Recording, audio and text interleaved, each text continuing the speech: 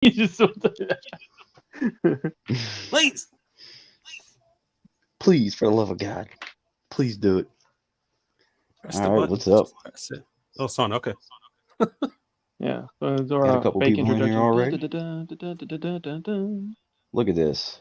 True Blue, he was in here last night. Yo, True Blue, amazing. man, thank you for not caving I love you. and going to Spidey show for another boring break of Marvel 22, 23. Dude, uh, I'm kind of let down by that set. That's all I'm going to say on that. Ian touched on it actually the Oh, last what do you say? episode that they just did. Just the reuse of the artwork. It's kind of mind-boggling. What's up, Black Goo? What is up? All right, yeah, Black goo goo. okay. So yeah, Dre's already getting to work, man. But anyway, Oh, sorry. Put my pen Eddie's down. mullet. Oh my God, I thought you all died. Hey Eddie, this is a little bit different, man. This is strictly just talking art, talking sketch cards, and drawing. It's something I've been wanting to do for a very long time. Actually, a buddy of mine suggested it a long time ago because just to kick in the questions and whatnot for you guys. I'm self-taught with art, so a lot of the stuff I do, I don't really know what I'm doing because I'm just kind of fighting my way through it. And my buddy's like, "You need to do a YouTube," and I was like, "Dude, I really don't know what I'm doing. I'm just kind of fighting through this and learning as I go and whatnot. You know, it's not like I can sit here and talk the serious art lingo and whatnot." He was like, "That makes it even better, man. Just go in there, not knowing what you're doing, and just do what you do." And it kind of planted a seed in my mind, and then this is just something I've just been wanting to do for a while. Yeah, I'm glad What's up, somebody guys? did it. I Yeah, I did it a while mean, ago, and I didn't have the time to keep it up. And I talked about it with a bunch of other people, and they're like, "Yeah, we should do it." And I'm like, "I can't do it. Somebody else do it."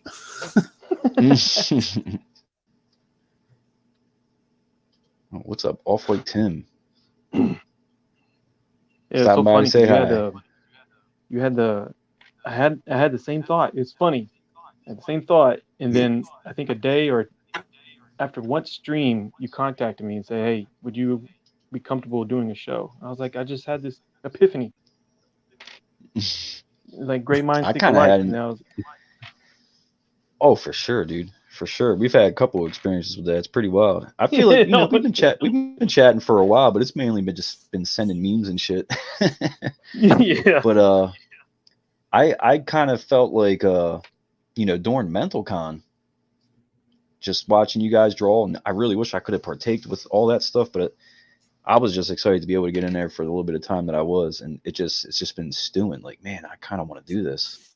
And then talking to Jake McManus, my man, he's talking about doing MentalCon 2024, and he suggested doing exactly this and having like a little where us artists can hang out and work on sketch cards and do all that good jazz. So oh yeah, for like one of their it's segments. this, yeah.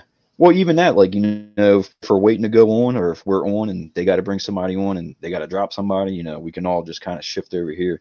It was a really cool idea, Ah, but it would all still be, linked together. So it's like the artist alley for MentalCon. yeah, Pretty much, yeah, yeah, basically. yeah. But at the same time, I just want to be able to talk shop with you guys. Like, it's awesome to be able to. It doesn't feel competitive, if that makes any sense. And in my experience with doing sketch covers and like covers itself, it's very much competitive. As with the sketch card artists, it's like everyone cheers everyone on, and there's a lot of respect. And for example, Ash, you're very well known for doing like the sports cards, like into Marvel cards. And Oh yeah, yeah, somebody yeah. had posted they wanted the Dunk of Death done, and who should they hit up? And I straight tagged you. I was like, this is Ash Gonzalez territory, like all day long. And I guess you guys spoke, and for whatever reason, it just didn't work out. And he came to me and asked me to do it, and I immediately went to you and was like, hey, he wants me to do this. What do you think about that? And I got your blessing, and Yeah, that man, knock it that out. really meant a lot, man. That really meant a lot. Like, it didn't. You know what I mean? It could have rubbed you the wrong way, as for all I know. Like, oh, what the hell? This is my thing. But No, I even greatly appreciate that. I mean, I wouldn't have taken it that way because it's not my thing. I mean, granted, it it's like I know what you mean by that, but it's like it's your not. idea. Yeah, actually, it's like Spidey was Stan Lee and I was Steve Ditko, and I just brought the visual to life, but it was really Spidey's idea. And Oh, was it? um, Okay. yeah, and I was like, "That's genius, dude. Let's do that rookie card real quick." And then so that's where it kind of started, and then where that led to was a bunch of sports guys asking me to do crossovers. So I did a bunch of hockey, did a bunch of baseball, and so I rode that wave for a good little while. And then Well, hey, but you knocked it out, dude. That was an awesome Venom that you did. thanks, man. I mean, I just one thing that I've come, and this is something I kind of struggle with as whatever the hell it is I'm trying to do, but I often hear, oh, imitation is the most sincerest form of flattery. And for lack of better words, if we're all drawing, the only thing that separates us really is like our own unique ideas. And when you do an idea and everyone and their mother starts doing it, especially if you're like a underground artist or whatnot, it just kind of dilutes what you're trying to do. You know what I Hmm. mean? And especially when, like, I did something recently and somebody else started doing it. And what I was saying with you about the Dunk of Death is I even told you, like, once I post this, like, I'm giving you full credit as the inspiration behind this card. And then when I saw what I was doing being done, there was nothing, there was no, like, credit type respect thing. And I'm just weird about that. I'm really big on respect. So what's the difference between that you're getting from cover? Because you mentioned competition and covers. Like, what was the Hmm. animosity that you got from? I guess you can say that little Well, community. If you were dived into that compared to the card one, was there a difference like well, of egos, people not uh, uh, uh, communicating, just quietness?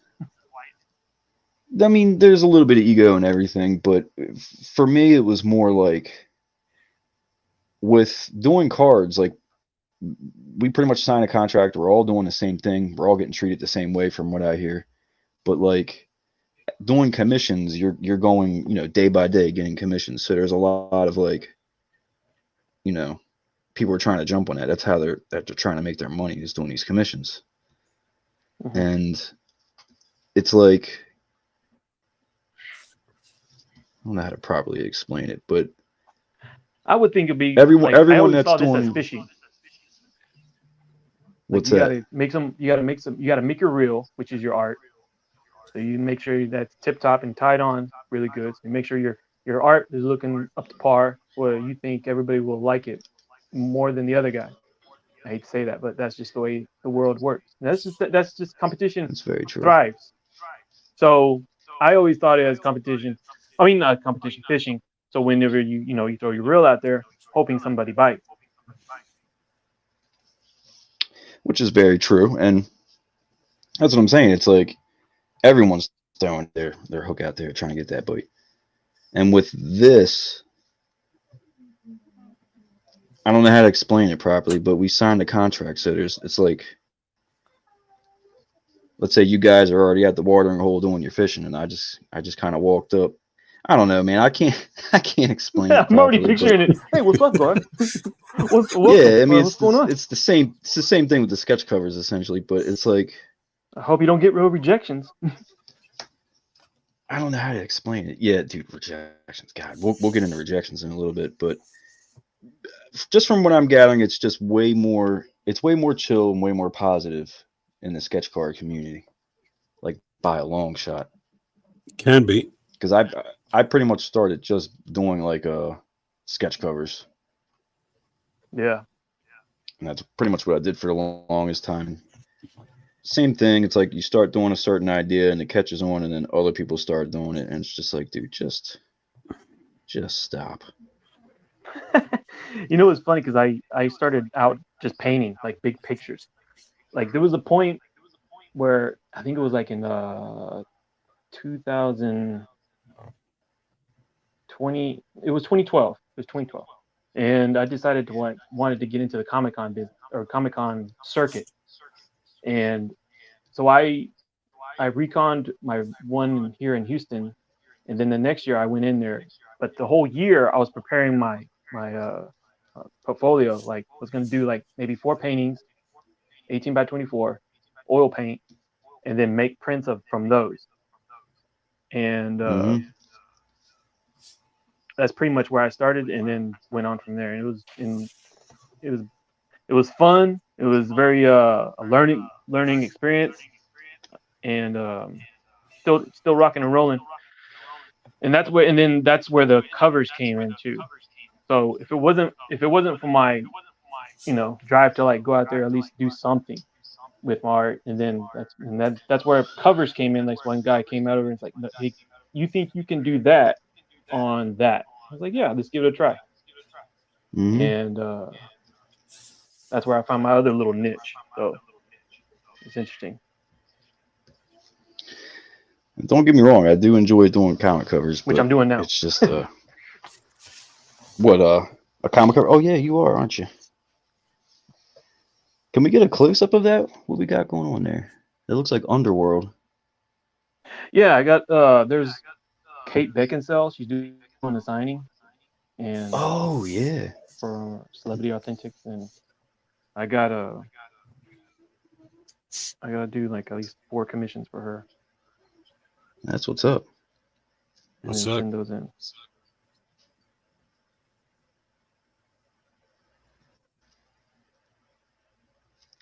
That celebrity authentication thing. That's pretty wild. Yeah, man, he goes all over the place. Uh, he's based in California, and he goes all over the country just getting signatures and stuff, and puts stuff on auction and whatnot.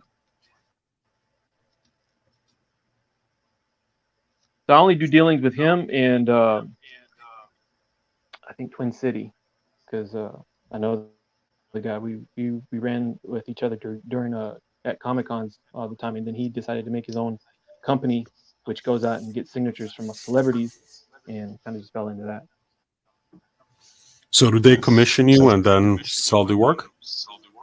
Yeah, Okay. yeah. That's cool. And speaking of that, I was talking about this earlier. Have either one of you guys ever experienced a nightmare commission? Like, I guess I'll explain. I did a commission once a long time ago. It was probably like 4 or 5 years ago. And the guy originally wanted Spider-Man and Deadpool half wearing like night uniform stuff and like sword fighting. And he wanted like Venom to be a puddle on the ground underneath of him. And then like just all these like little odd and end details. And I thought to myself, this is really weird and kind of out of my comfort zone, but fuck it, why not? Yeah, I'll give it a shot. So I pretty much drew it, and in my mind, it was like, let's say they're both in like a museum full of like knight armor, and they just take like the helmets and pop them on, and the arms or whatever, and pop them on, and they're just like sword fighting or whatnot. And they were like mid thigh up, both of them were facing each other, clashing the swords together, and I just had like, oh, he wanted the puddle of venom to be running up them, like taking them over. So I just had all these like symbiotic tendrils coming up with teeth everywhere, and I'm like, oh, this is looking pretty cool. I like this. This is weird, but it's cool.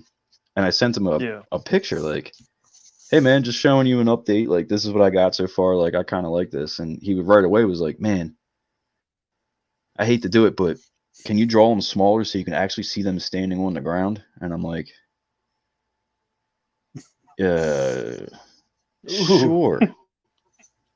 So I erased all of it, drew it smaller, made him standing on the ground, and sent it to him. And he was like, oh, this is awesome. I'm like, all right, cool. And then he was like, hey, can you make it look like a whole bunch of swords and axes and stuff are hanging in the background? And I'm like, yeah, sure. And I draw that in and I send it to him. And it was just one suggestion after another, after another, after another. And it started to feel like this guy just handed me some money to do some work for him, finger quote. And he's just like high off this shit. Like, yeah, do this, do that, do this. And it just got to a point where it was a couple weeks in and I still hadn't even put any ink to the paper. And he just made some crazy suggestion.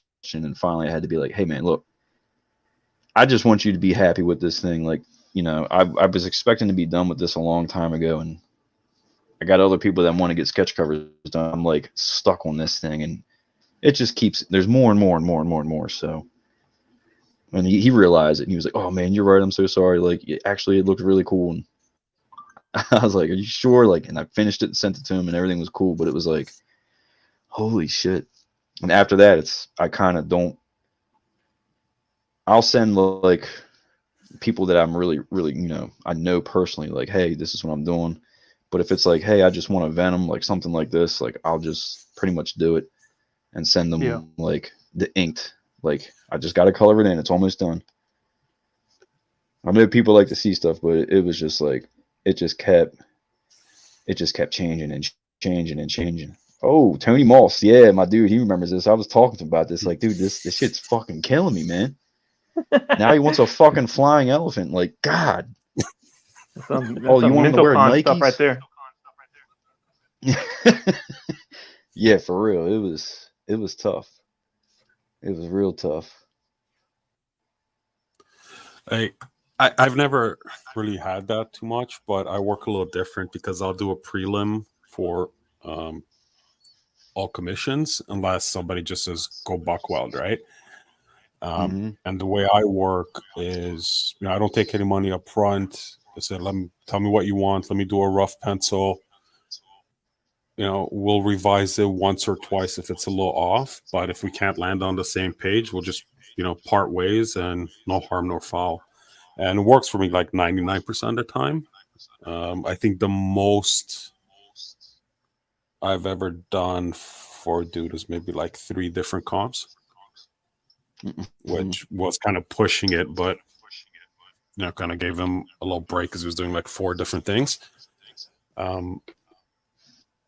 But I think for a lot of people, it's like you can't be afraid to just walk away from a project. Yeah, I totally get that now. But back then, I was just all about like I just want to get more work out there. I want this dude to be happy with it. And sure, if he wants all this crazy shit, I'll try and do it. But it did get to a point where it's like you kind of I would expect where my skill set is, and I can't draw fucking Nikes on these guys while wearing all this crazy shit that I've never drawn before. like just like take it easy, man. Take it easy. I want some J's. Yeah. Like, yeah, I get what you're saying. I want If the I were version like, 1s, not the 5s.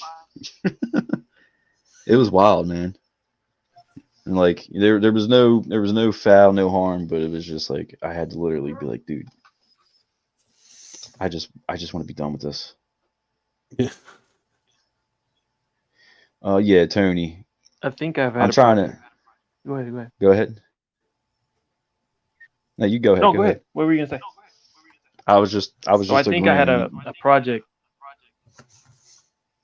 Because I was trying to remember a project that I think I failed at, but because we all failed. I mean, it's just we're human, and but it's like you always go into it like not thinking that you're gonna fail. Right? I don't know. I always try to keep that positivity going because then once you're mentally starting to break, and the project starts to fall. But it was a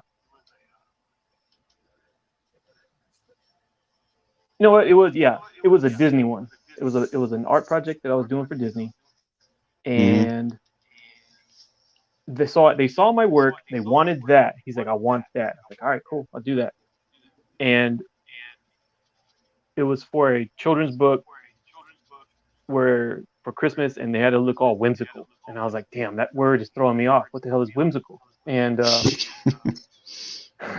like the kid just left my body, and It just, and I'm like, I'm too grown up. Like, what is whimsical? And so I tried my hardest to set up this project where it was like I made a cardboard 3D. I cut out just to get the right perspective, and Mm-hmm. and take a picture of that. And it was, I was like, this is not gonna work. So and then I watercolored it, and then no, they did not accept it. So I was like, crap. And that forever will stay in the storage bin and never show it.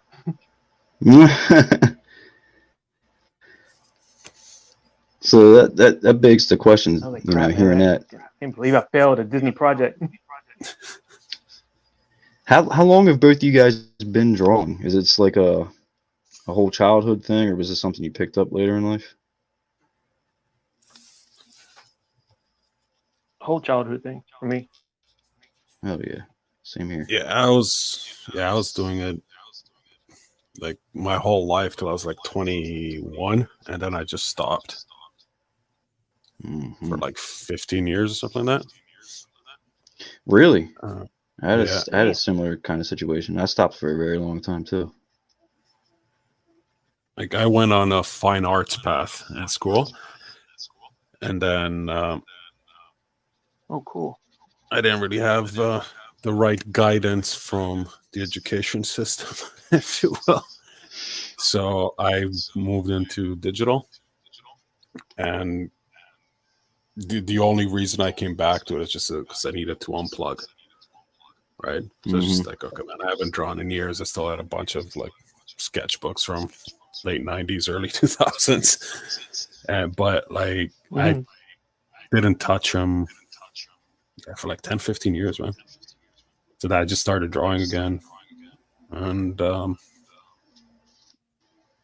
like at one point, I'm like, oh, look, Instagram, right?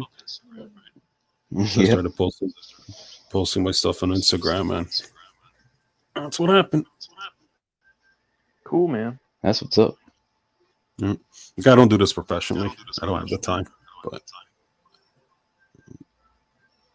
well, I was going to ask. I didn't want to put anybody on the spot or anything, but I was wondering if this was like your guys' full-time like gig.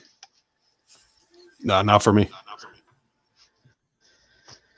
The struggle is real, baby. To a certain degree, but not all the way.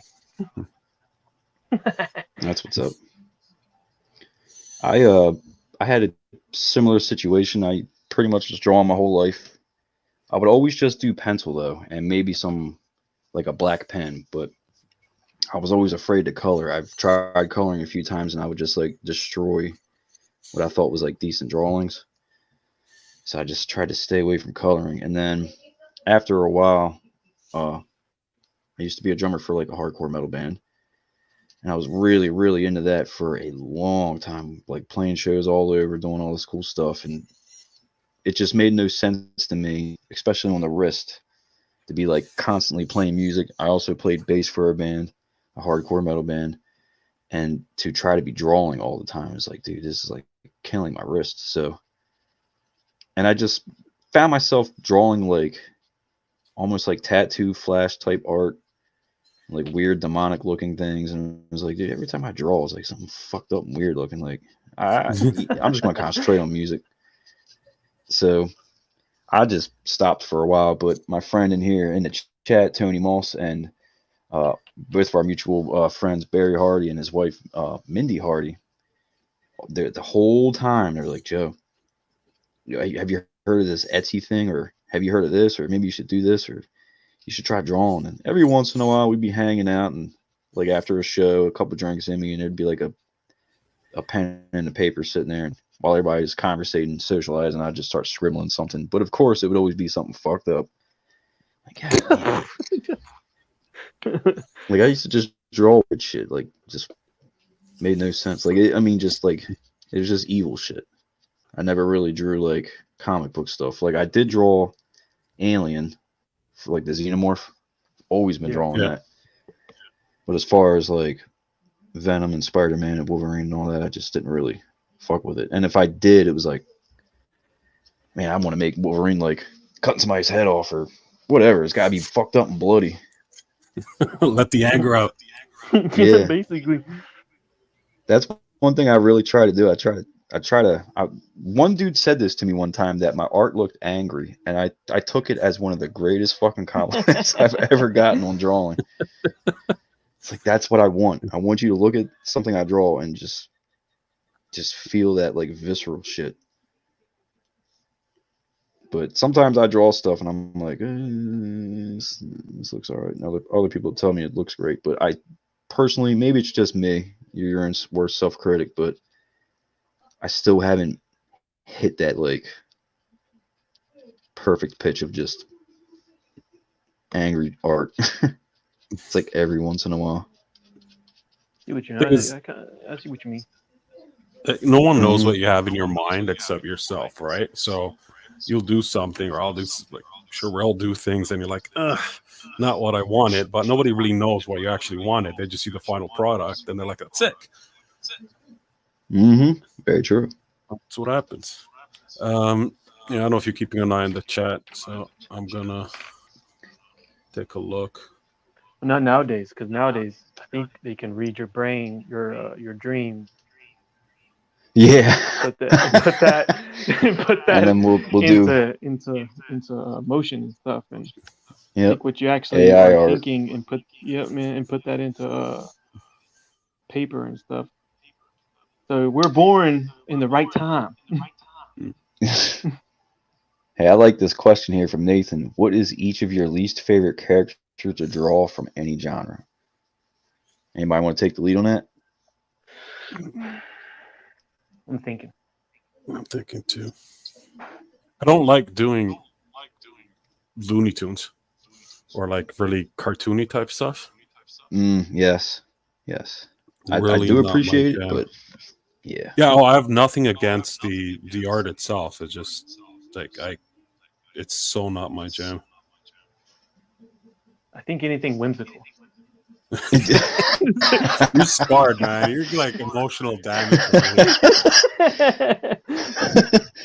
Typical product of Disney, man. Fucking their employees up. That's Anything that's whimsical. awesome. For me, I don't know. I feel like everything I've drawn so far I've liked except for that fucking weird Sword fight. ass sword fight.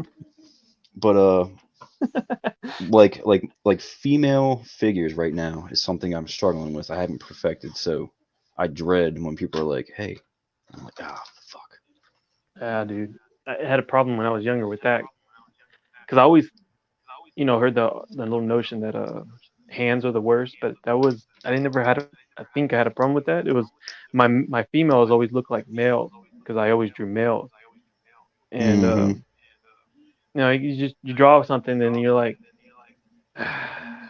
and I haven't figured it out right in my head at that time to like tone down the muscles on the female. And then, mind you, this is Yep. in high school. I'm trying to still figure things out with art and what I'm trying to find my style and stuff. And I think when I got into college, that was when the whole left turn because they force you and they time you to draw from life, and that was a whole whirlwind of like of change. That was really cool. I was about to say I would imagine that's pretty fucking cool though. Like art as far as schooling, like typical public school, but I always kind of excelled in those classes. I back in the day, I find myself now drawing things, and I'm like, why am I struggling with this? Back in the day, like this was bread and butter to me. But back in the day, like I don't know, it was just kind of easier to draw, and then after stopping for so long, coming back to it, it's like almost had to relearn everything again, and not actually having like like schooling per se, like what you're saying, like driving from or drawing from like real life and whatnot. Hmm. I think that would be extremely beneficial. But I would just draw, I guess, from the mind all the time. And like I said, it was always weird looking shit. Yeah, there was a Marvel artist that I always admired when like in the early 2000s. and or like maybe yeah, it was the early 2000s, and his name was Marco Georgievich, and Mm-hmm. I saw a couple of his live sessions that he drew because he was a digital painter from how I knew him, but he said I was taught by myself. I didn't go to school, didn't do nothing, but he would just sit in the park and just watch people and just draw 'em, speed it, and he would just time himself. And I was like, that's genius. So that's exactly what I was kind of doing, but and I was like, all right, cool, I'm on the right path and to Mm-hmm. like get a craft going, and speed and all this other jazz. And I always loved his work. His how he drew characters and everything else was just right up my alley. I I went mean, through a small phase. Oh, I'm sorry. yeah, I was gonna say like going to art school or taking art classes and stuff. All that does, it gives you structure. Yeah. There's Mm-hmm. nothing you can't learn by yourself, right? So sometimes in streams or chatting with people like, oh, what course should I take, what product should I use, what this, what that, doesn't matter, just do, right? I mean, if you have the Mm-hmm. luxury of time and the finances to take a course and go to school and that stuff, that's great, but that's not going to make you an artist. You might fast track it because people are going to you're not going to learn off your own mistakes. People are going to tell you like from their experiences what's the proper material, what the proper combination shit like that is, but they're not going to teach you creativity. They're not going to teach you Mm. Soul. your soul of it, right? Like, you can't teach anger, right? No, you can't. But you are absolutely right, man. 100%. I got a buddy of mine. He he's a pretty good artist, and he often talks about getting into it. And I keep telling him the same thing, like, dude, just do it. Just fucking do it. And that's one thing with all of this is just trying to stay consistent. Like if I'm not Or not. doing anything official, I still want to be doing something. Oh, okay, you mean consistent in terms of just doing it. Yeah, just drawing, getting that muscle memory, all that good jazz. But I had a small period where like the old man Venom thing, it just kind of was really focused on collecting just comics, and I kind of leaned into that for a little while.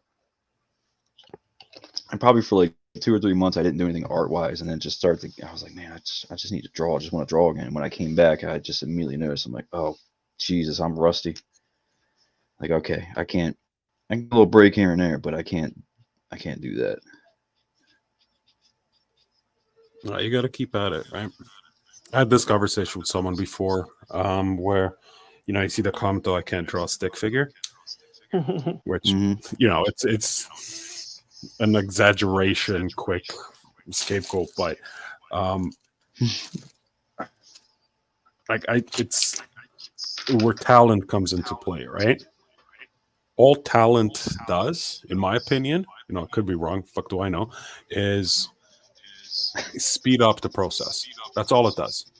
Same as like the example they use all the time is like bodybuilding or you know getting ripped. You're gonna go to the gym 4 or 5 hours a day every day for a year.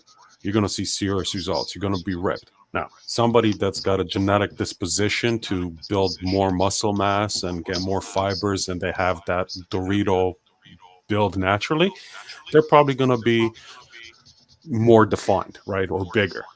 But Hmm. you're both going to be in really good shape, right? I think it's the same thing with any talent. Anybody can learn it. I mean, we're pushing pencil on paper. Dip your finger in the paint Hmm. and put it on the paper, right? Do it enough times, it's going to look good. Or it's going to look not necessarily good because good's a relative term, but it's going to look better. The more you do it, the better you're going to get. That's it. It's all about consistency. Rinse That's and one repeat. thing. Once I started actually drawing again, pretty heavy. Like I said, I started to realize I'm like, oh my god, all this stuff I used to be able to do, I'm like struggling with, and within like a few months, it slowly started coming back, and I started to see like the progress. And then after like about a year or so, that's when I started to hear people actually tell me like, dude, it's progressing and this and that. I was like, all right, cool. But especially lately, it's like time is the hardest thing. Like it's really hard to get like free time and sit down and actually draw. Which shout out to my wife for allowing me to do this. I Yeah, don't man. know if you guys can hear background noises, but Yeah, you'll she's pay holding it for it down. later. Hey, it's worth it. It's worth it. She You know what's understands. interesting? I It's have a funny. Go ahead. the I think it goes back in the early 2000s. I ran with I ran with a writer and an artist, and he used to work on Lady Death. And then Mm-hmm. when I got to know him or talk to him, whatever, during that, we were at a Comic Con in Dallas. It was Arlington, and so he was telling me, he's like, yeah, I was used to be a truck driver for like the longest, and then I did Lady Death, and then my hands got messed up for like Mm, 2 years. I was like, your hands, so what? And besides the point, his hands got really messed up. But then when he came back to drawing, it's like he never skipped a beat. So then I was asking mm, him, I was like, so how'd that work out? Like, what? He's like, when I was sitting in the bed, I would mentally just draw in my head because look, he was telling me these hands are not what draws and paints anything. It's your brain. These are just extensions. So he would say, I would just sit in the bed and I would just close my eyes and just mentally draw in my head. I was like, that's fucking deep. I yeah, would man, do we had a that lot of with good drums. conversations. I had a full blown double bass 30 cymbal drum set with electronic drums connected to it, 808s in my head, and a guitar with an amp, and I would just fucking jam in my head all goddamn day long.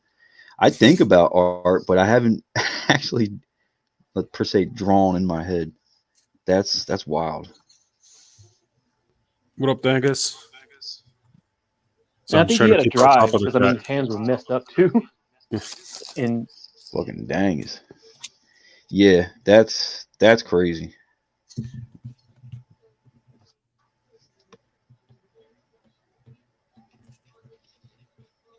Yeah, mind over matter.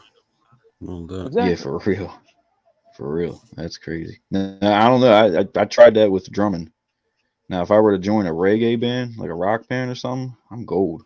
But if I were to try to do what I used Hulk. to do,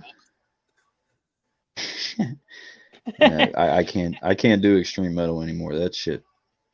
The last time I did it, I couldn't turn my neck for like a good 2 weeks, and that shit was no bueno. Damn, dude. Yeah, I got a nice little injury that after 2 years of physical therapy, it's finally good. And the crazy thing is, it never affected me drawing. Even sitting here looking down, my neck's totally fine. Well, Thank that's God. interesting. Yeah, but I start doing blast beats. I start doing a breakdown. Put me on a fucking hospital bed and wheel me out, son. Shit. How does someone else join Creator Studios? What's up? I could send somebody a link, but yeah, I'm gonna have to vet you. yeah, doing them windmills. Yeah. No, I'm kidding, man. Yeah. I'm kidding. The question is, can you windmill? What part of my body? That only took Dude. 40 minutes to go down there. Huh? God damn. Your hair, sir. Your hair. My hair, yeah. Again, what part of my body? Jeez. No, that's good. So that reminds me. There's so many questions that I need to bring up, but Oh, we're it's all yeah. You we're all should just definitely vibing. let him in. I think he qualifies. Sorry. Dimitri. Oh, Yeah, hold up. Yeah, yeah. you're in. He can windmill any Oh, part of his body. All right, hang on one second, fellas. I'm gonna go ahead and send this link. But you so he's gonna guys send usually you listen to a. music or anything while you Yeah, but draw? we can't do that here because you're gonna get booted off the tube. Yeah. No, I was just wondering. Sometimes I just draw in silence. I don't know if I'm a psycho or not, but if I'm But like lately, struggling, I've been. You're gonna laugh because you're a metalhead. I've been putting on these like 4 hour EDM mixes Oh man. and just oh yeah. God, Oh Man, my I god. just zone out. I can go like for hours. I have no problem. It's mind numbing. It's great. dude, exactly. I would start foaming at the mouth and have a fucking seizure or something. Oh my god. All right, Dimitri, I sent you a link on Facebook. Dude, I used to windmill. I That's can't I what's can't up. do that now anymore, man. My hip is all messed up. Oh, I dude, used to break dance back in the day. hell yeah. That was fun. That metal was a real big part of my life, man. That was like I didn't have to like. There was no struggling to get that anger out. That shit was coming out, and everyone in the room was well aware of it. I Oh, miss that shit. Let the inner demons. I need to create something here. Sorry. Not only that, but just like aggression. Like work like 60, 70 hours a week, just fucking grinding, dealing with dumb shit, dealing with money problems, and then you get your show, and then it just comes out afterwards. It's like, oh, everything's great. It was a good way to cleanse. Like the demons have been exorcised. Mm-hmm. Be out. I'm looking for Dimitri. I haven't seen him pop up yet. I like how we're like, yo, who the fuck is you? Who are you? Like the name was familiar. I'm like, Creator X. Why do I know that name? Yeah, it did seem familiar thinking about it. It was just like, I don't Like, know if is this it is a one of sketch those card kids artist that or. always? Yeah, it's one of those kids that hops on my streams and asks me to do Pokemon. No, Oh, definitely God. not. I might be the oddball in this, but I absolutely despise Pokemon and anime. I can appreciate the artwork, but I What don't kind of fuck with anime? that. Because they got some Any, hardcore anime. I Not mean, that I've seen kind of some anime. cool stuff. The Yeah, nothing like hentai. that. Like Cowboy Bebop, I started to fuck with that for a little bit. There was a show back in the day called Big O. It was basically like a Power Man or Ultraman ripoff kind of deal. Like just I don't know, it's just dude had this giant robot and these monsters would attack the city and he'd yell into his Yeah. watch, Big O, and the robot would burst through the city and destroy it, which made no sense, Okay. but it So I was mean awesome. something like Wicked City or Dark or Demon City or Nothing like that. Tyler or something like What is Vampire Hunter D? I remember that was big back in the day. My old that. Yeah, that was guitar cool. player, he was obsessed with all that shit. He used to show me shit all the time, and it was just like, dude, this is starting to like, I feel my brain leaking out of my nose.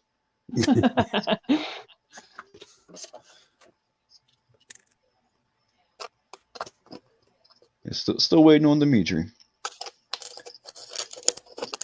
Yeah, dude, me and this guy right here, we would cause some serious fucking mosh pits. I do miss it, but it was fun while it lasted. You know what I'm saying? Sometimes I find myself with art.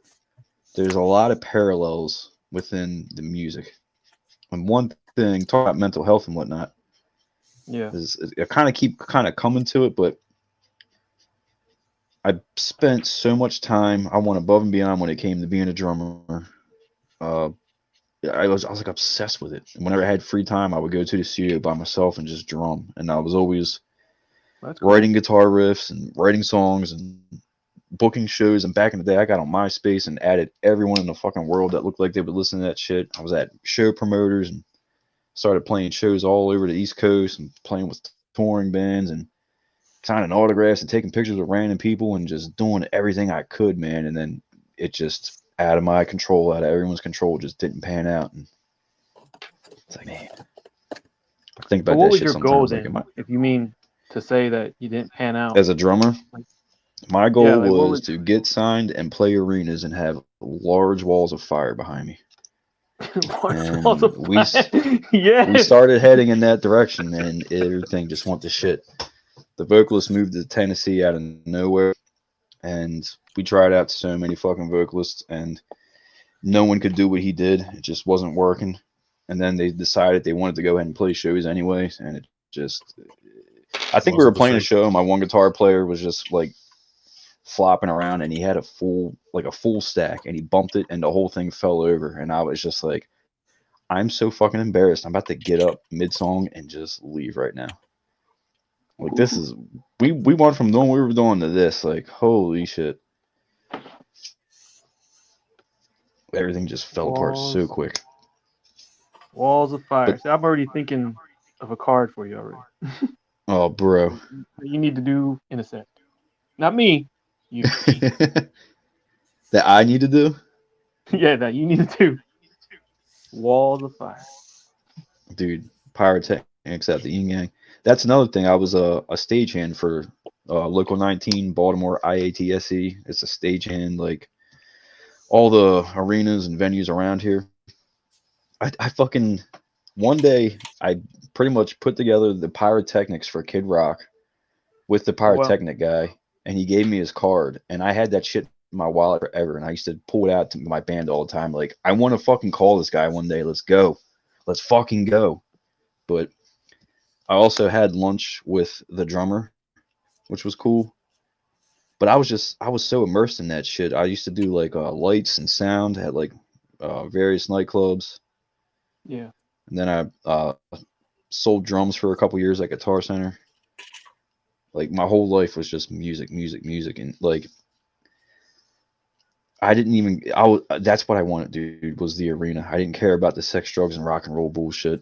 And I even I met my now wife through all that, and she right away was like, "Oh hey," and I was just like, "Bitch, you ain't in an arena. Get the fuck out of my face." Damn. And Brutal. here we are now. Here we are now. And I told her I was like, I was so focused on that shit. Like, I'm sorry. She's like, no, I get it. I get it. Same thing with like after parties. People would start doing like the dumb shit, and I'm like, yeah, I'm good. There's a lot of people out there that want to live the sex, drug, and rock and roll life without leaving their fucking parents' basement. Like, tour the world once, then you can act like that.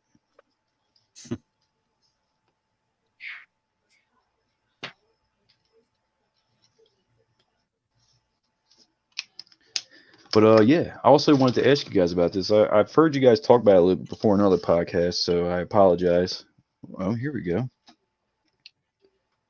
But who are your inspirations? That's one question I wanted to ask. Here's one of mine right here. But yeah, I also wanted to ask you guys about this. I've heard you guys talk about it a little bit before in other podcasts, so I apologize.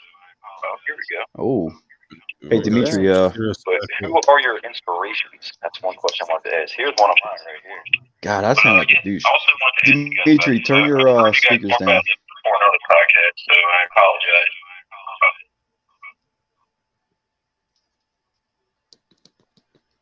I'm not sure if he's there. What's up, guys? There we go. What's up? What's up? Yeah, boy. Nice chat you guys going on there. Thanks, man. I'm trying to keep the conversation going, but I'm also trying to draw, and I find myself just rambling. So, apologies, That's everyone. all right. Area. But dude, Dimitri, what is up, man? Are we going to get I treated don't with know, some man. drawing Who's here gonna too? get this one? Who do you think's gonna get this one? Oh, Uh, that's a good question. That's a good question. it's a Oh, have you messed with any of those black blanks I sent you? no, man. When you send them, I was on my way out. Oh, okay. I wasn't in I'm curious town. to see what you do with them. I'm about 7 hours ahead of you guys. Oh, where are you?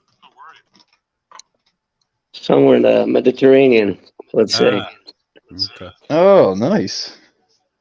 That's why I'm Oh, not like Rust. totally organized here. What's up, But Rusty? we'll play. We'll play. Dude, Black Goo, he's in a local also, but he works in sports. That's pretty cool. I worked talking to Ash about living in Florida. I worked at the Boston Red Sox training facility out there in Cape Coral.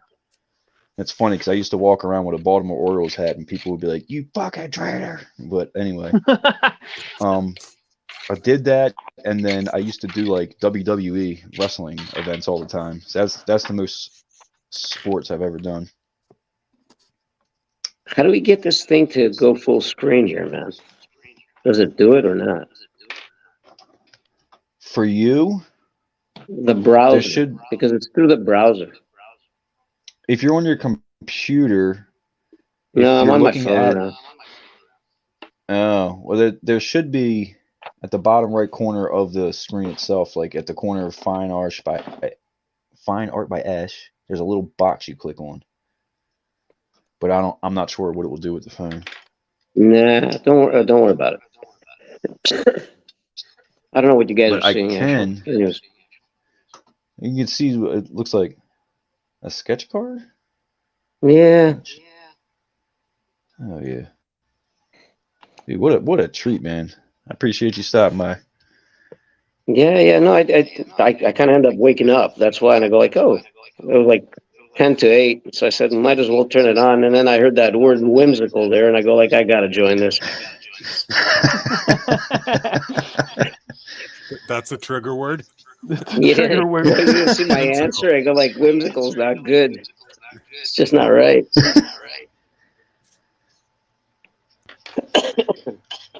The most whimsical thing I drew was Snow White, but I was asked to draw her without a face, so it's like a full body where the face is just blank. So it's kind of I whimsical. think How relevant?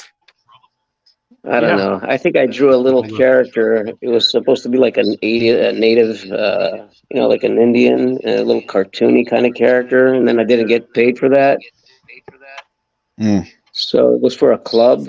So I ended up going to the club, and me and my brother. So we ended up like, I figured we might as well drink all the beers we can to cover that cost. And then we said, tell the boss, put it on our, we said, he knows what it's for. Uh-huh. Yeah, and then we got in a fight. All right. Oh well. What am I drawing? Does anybody know? What are you drawing? I don't know, man. You just Might go as well for it. do a Venom, right? May as well. I'm doing a Venom All right. because that's easy for me to do, and it's also an official card that I need to do. So gotta get it I'll done. just do a Venom because I know it won't mess them up that much.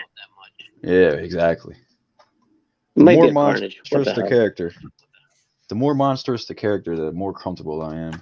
That's one thing that All I right. really want to improve on is just the human form. Hold on. But Maybe Carnage. Hold on. let's I don't know if you guys do see it. it's too bright, huh? Hold on a second.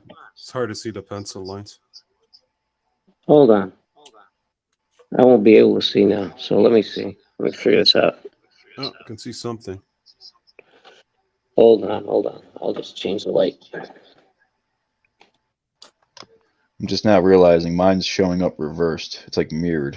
It's supposed to be. It's You actually can when I'm go looking into at it, his settings and face is. change that. Yeah, Hmm.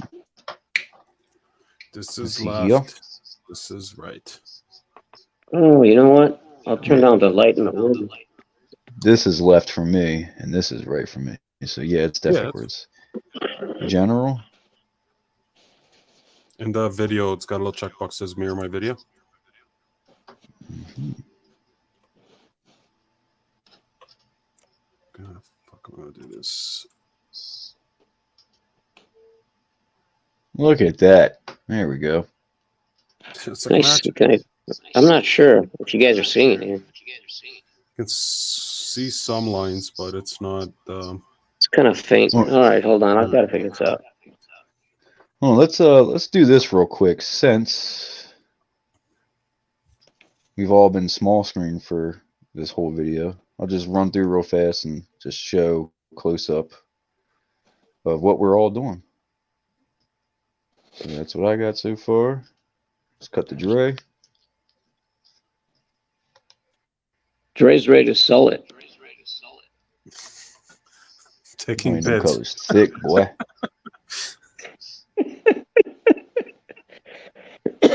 I mean, I could bring a more complete one in the mix. I don't know.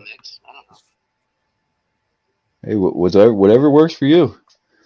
I don't know. Ashley I over was there just thinking killing of it. just drawing something from scratch. Here, how about this guy? Ooh, let me bring that up. Ash, that looks super clean, man. That hand looks so Oof, realistic. Look at that's that. That's fucking nasty. gnarly. I want to make a new one, guys. Okay. Might as well. Don't worry about it. We'll show it at the end. Anyways. Great. It's gonna be a contest now. Who can not finish first? Well, hey, let's get some more questions going. Let's get a conversation going. Shit, what did I ask you guys before? Oh, your Whimsical. inspirations. Yeah, who's your whimsical inspirations?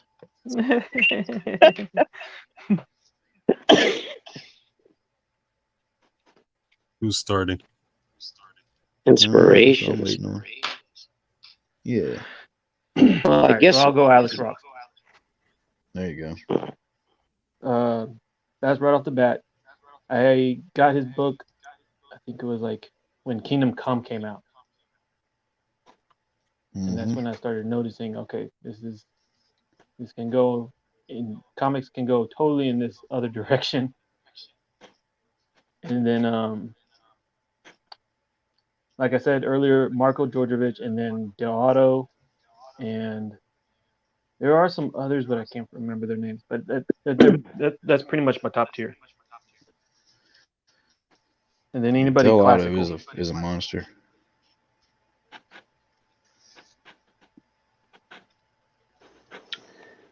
Dre, Yeah, I'll go in Dimitri. with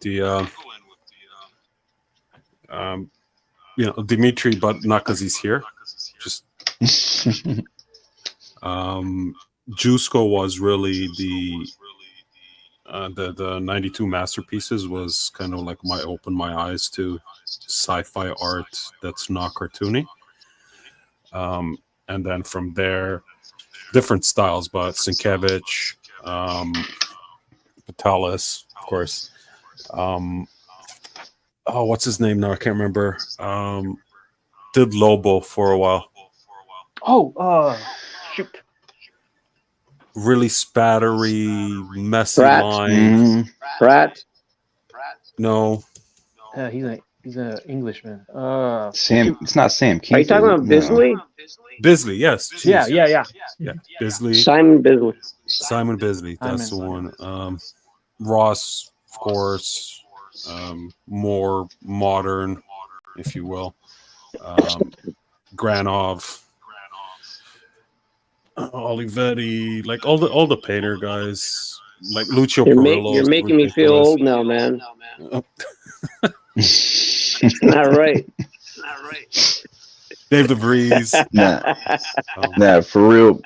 For real. Like, Dimitri's always been an inspiration. I need to catch up. That 95 Venom, not Gold Web, maybe it was the Masterpiece, the Fleer Ultra Spider-Man. where he's got his hand up. I've always loved that card. And now I'm sitting here doing arts and crafts with you. Holy shit. I'm kind of improvising here. I don't know what the hell's coming out, but Arts and crafts. I like it. yeah, I that's was gonna it. say no one caught that. Well, I started kind of late, so I started drawing like a little more into it around when I was around 16 years old. Mm-hmm. My brother was really, like used to draw like really, really well when he was like 12 and 13, doing all sorts of stuff. So I kept on getting influenced by stuff that I was seeing there, but it was mostly album covers in the beginning. Didn't really have access to a lot of comic books at that time, so it was a lot of. I remember it was like Molly Hatchet album covers with Frazetta. Oh yeah. And then there was a Boris cover on which one was that one? That was which one was it with that the female? Was it Bark at the Moon? Oh no, it wasn't Bark at the Moon. Ultimate Sin, right? I honestly don't know. Wasn't that a Boris Vallejo cover? The Ultimate Sin. Yeah. So after that, I got a little older. What was I, like 14, 15, and I got my hands on some heavy metal magazines. Hell yeah. Yeah, I think I was reading some Spider-Man at that time. I was in Greece, so a lot of the stuff was kind of translated. Oh, with the Greek version of it? Yeah. So what's Spider-Man in Greek? Like if you were to translate And then it was that. it was like a lot of Norum and Jusko covers on Conan the Barbarian. That's before Heavy Metal magazine. So that was the stuff that I was kind of seeing and kind of influencing me. But there was what other stuff? Other covers were Iron Maiden. Mm-hmm. Yeah. With Eddie. Good old Eddie. Yeah. So then when I finally got my hands on some heavy metal magazines, which are a lot more adult material, but I was 15, something like that. There was a cover from Richard Corbin, and I remember there was like really smooth gradients and stuff like that. And there was this guy that used to draw right around the corner here, and I asked him, how does he do that? And he's like, oh, that's an airbrush. And I'm like, what's an airbrush? So he's like, this tool that sprays color, and I was really into tools and stuff, so I like gadgets. So I'd go like, wow, that'd be cool. But then I found out those things were really, really expensive. So I didn't get one till I turned, I think, 19 or 20. And the guy that really, really influenced me, aside from Frazetta, was Eleftheri Serpieri, that had that character called Druna. Are you guys familiar with that? I don't know if I've ever heard that. Okay, that's a very, very erotic, explicit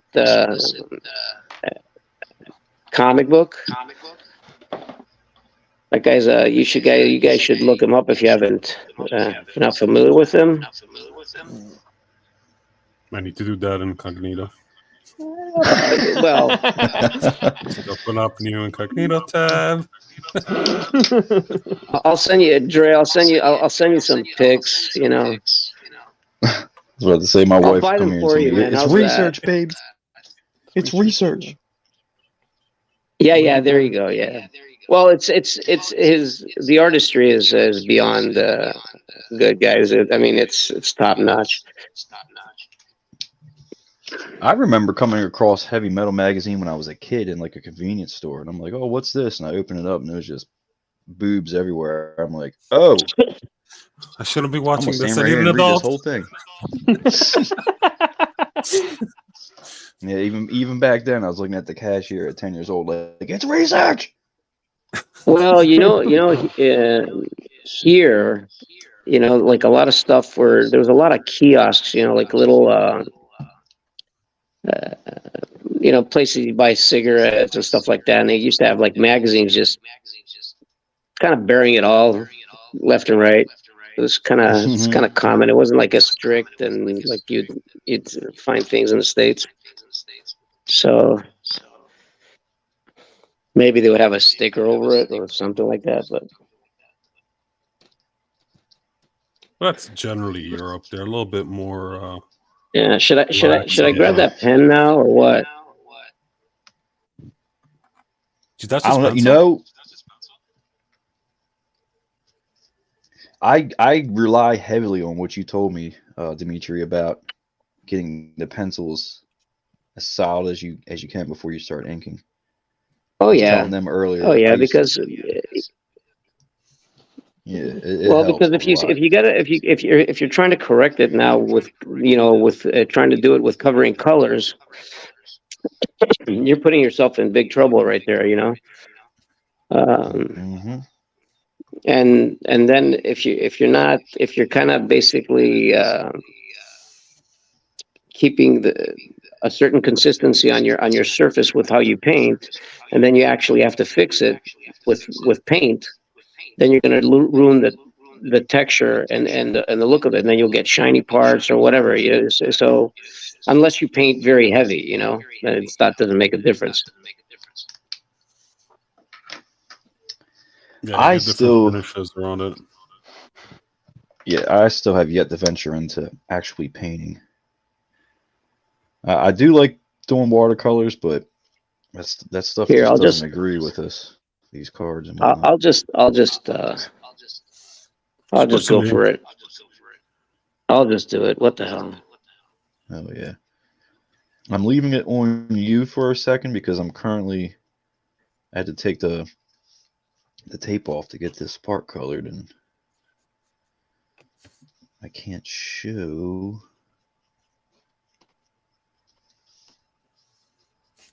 Yeah, there we go. There Well, we are. everybody else is showing their unreleased or announced sets.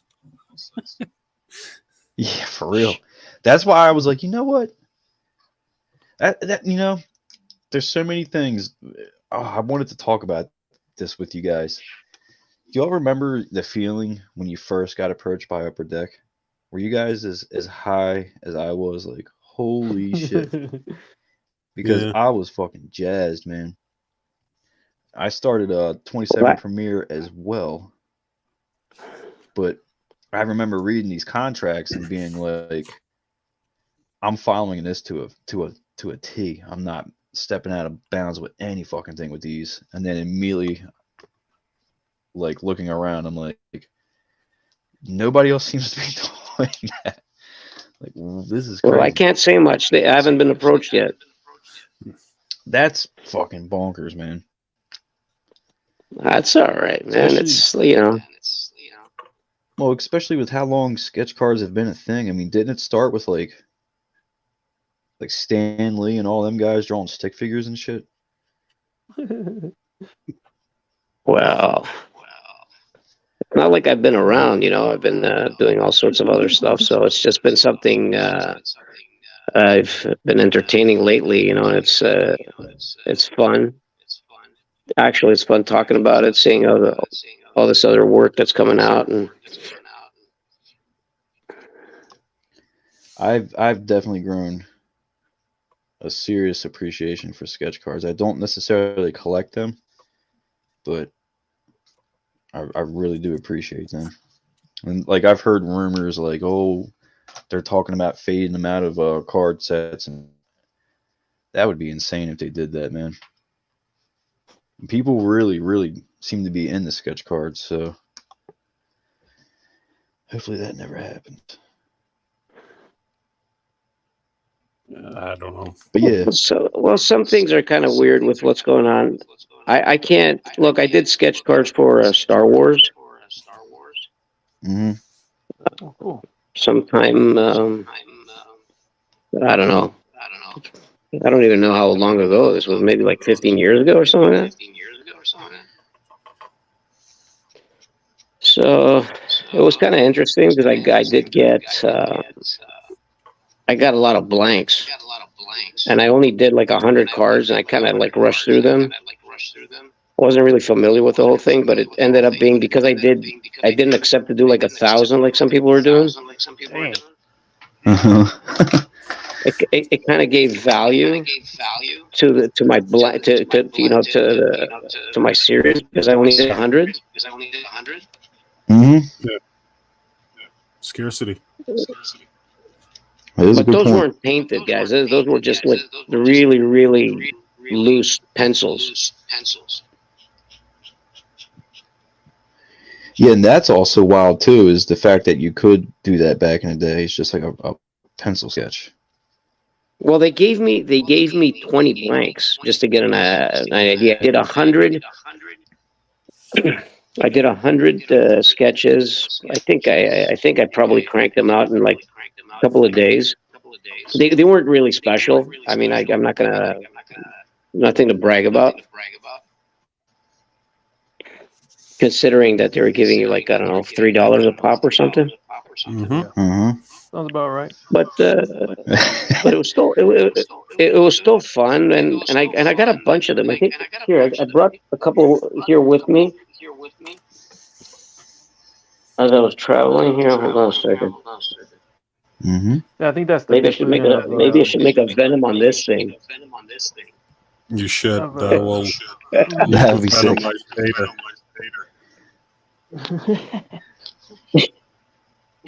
That would be That's sick. on my to-do list for I sure. thought to myself, oh, I can make some extra bucks on these, and I only made 5, I think, or 4.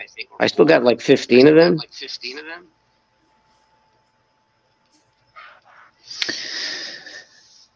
Lately, first off, the first I ever did, it was 50 sketch cards, and I got 3 artist proofs. And at the time, I didn't know what the Hold on. fucking artist proof was.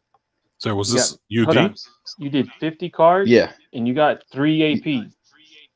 Yep. From UD? Marvel Yeah, Premiere 5. 2017.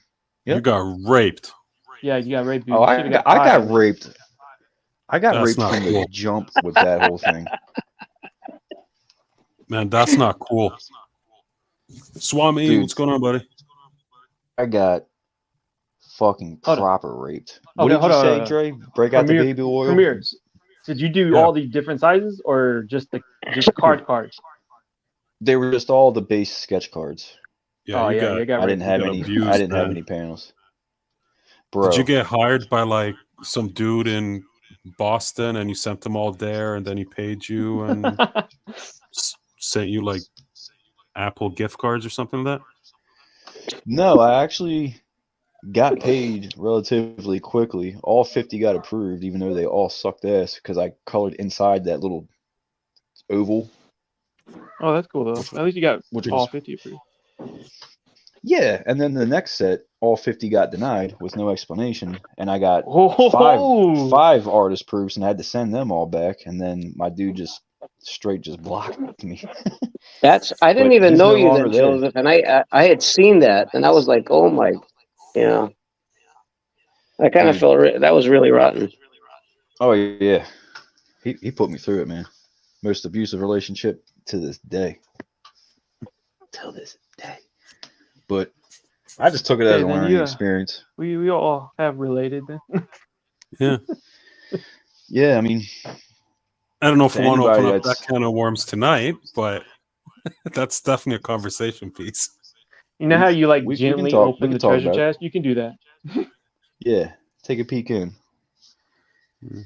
I'm fine Everybody with loves a talking about that stuff.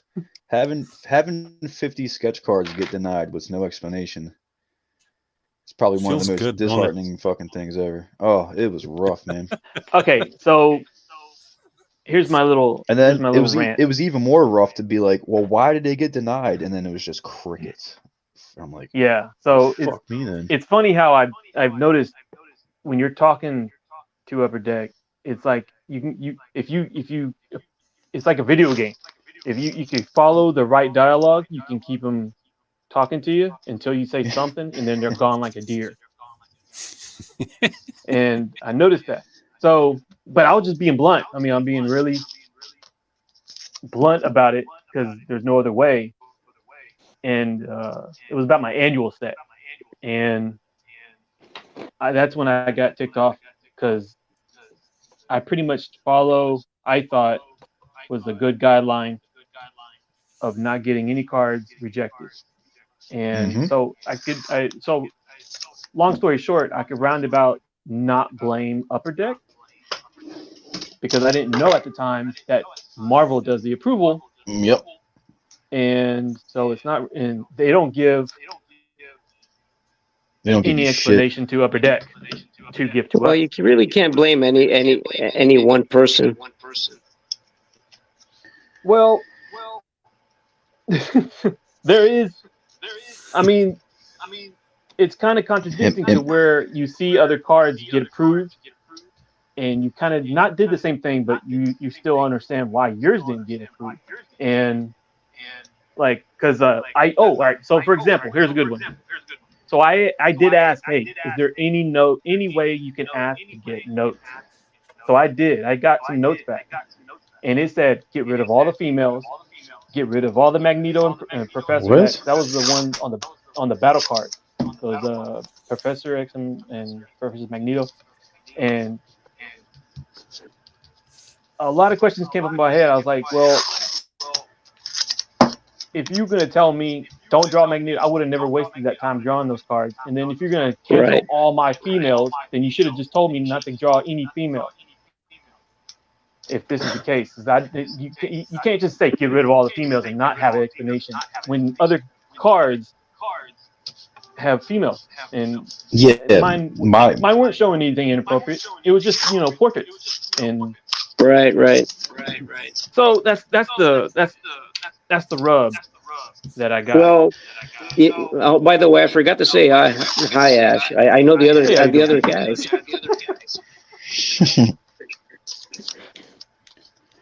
Um, well, the thing is that you got to keep a kind of diplomatic approach with everything when it comes to stuff like this.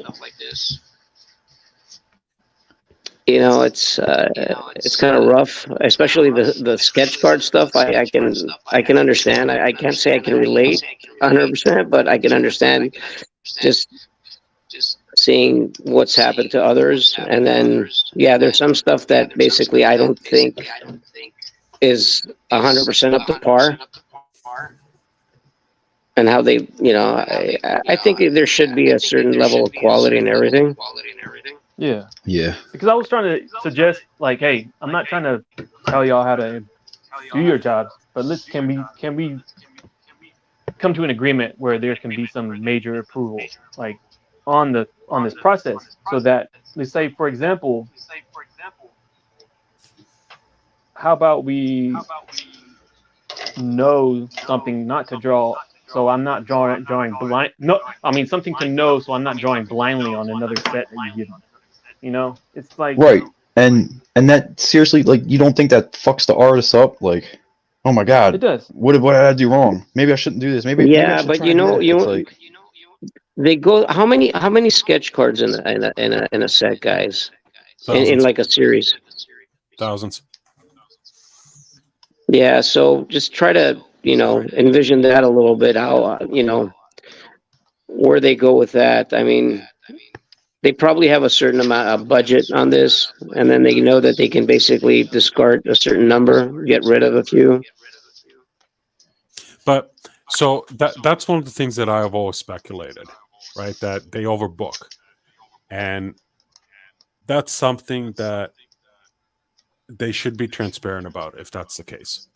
And actually, if they should be, I know 100% that they've done that, and they should be transparent about it and say, hey, you're nothing wrong with your art. Unfortunately, it's not going to make it into the set. Get paid, find some sort of compromise of that. But to just say, yeah, sorry, none of your art was approved, when clearly it was never going to be in the set, that's bullshit.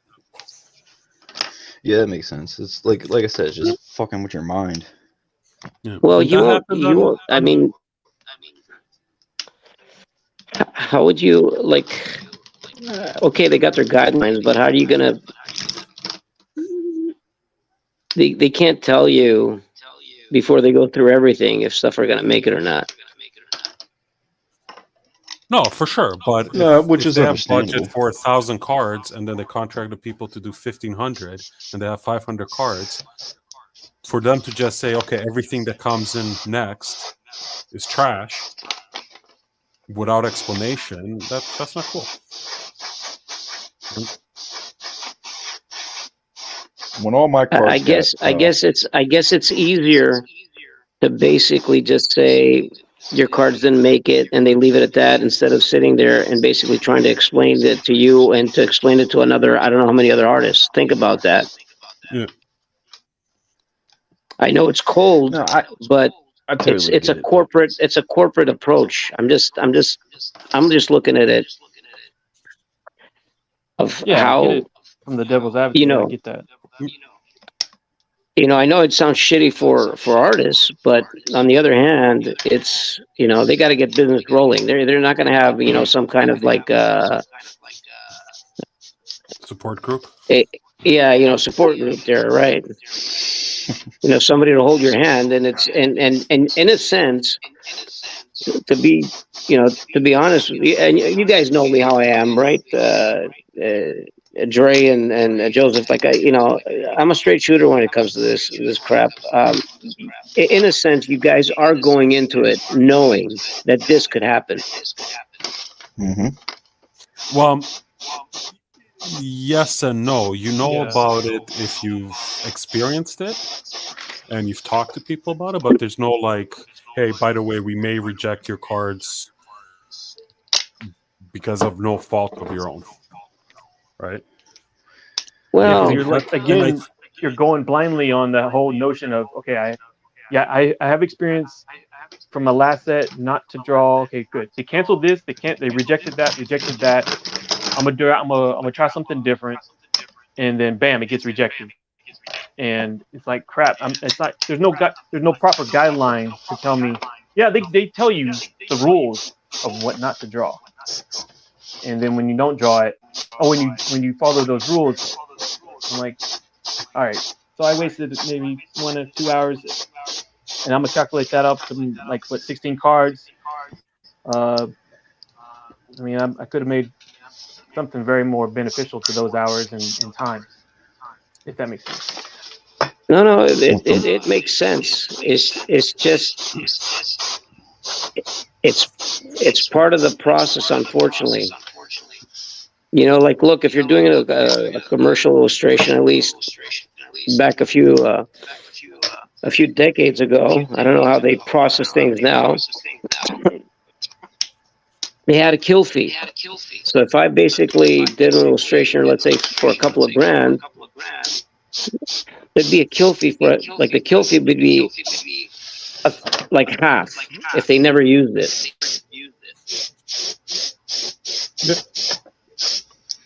You still make $1,000. It never gets published. Nobody can use the piece. Yeah, that's cool. But I like how that sounds. Cool. with these, it's like nothing gets published, and that's that. For my second set, the one that got except the ones denied. that do pop up on eBay. I've been looking. Yeah, that was a strange one, right? Somebody whose stuff showed up on eBay and Rejected stuff, and then it's on eBay. That's yeah, no, I remember that conversation. I don't know, I can't remember whose it was, but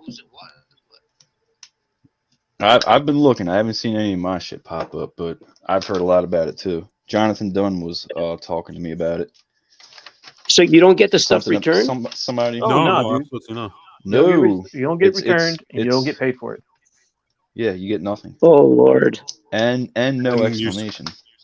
Yeah, and you got to send the AP backs. Well, theoretically. Guys, I spent hundreds of dollars on fucking markers and art material for that second series or that second set. For it to get denied, I was in the hole big time.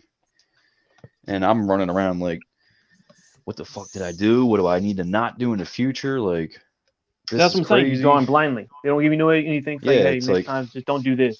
Next time we're not going to do any females. Next time, you're going to draw that character, but then when the set comes out, at the maybe the last week or so, we canceled that character.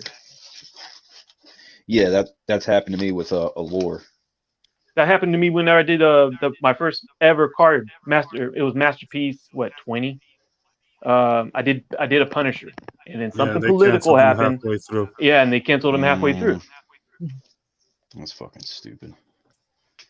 But that was another one where communication's an issue. And Dimitris, it's not like a bitch fest as much as sharing our experiences that we've been through, because I think a lot of people aren't aware of what goes down, right? Oh, no. Look, you know what Right, it is, and it's Dre? like it is what it is. I'm not trying to defend the situation. I'm just looking at it more of a, how business is done. And trust me, that's not how I do business, but I've seen enough throughout the years that, Oh yeah, look, business is shitty. It's kind of well, look, what it really comes down to, man. Look, if you want things done your way, as nasty as it sounds, like just make your own product. mhm. Once you're involved with somebody else's, property, and it's You're at work their for mercy. hire, and they got those nasty terms out.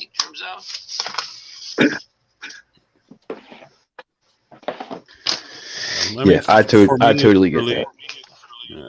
For me, And the part that always irks me, it's the ass backwards communication and the two-faced nature of it. yeah, and all this it can That's all it all is. this. Like, I don't care about the $4 a card or $3 a card or whatever. Like, really, that's not. It's the fact that you spend time, and it doesn't even that doesn't get appreciated. Maybe there should be a way of basically communicating things better, but again, Yeah, that's always been my Yeah. pain point. Same thing. Communicate and Yeah.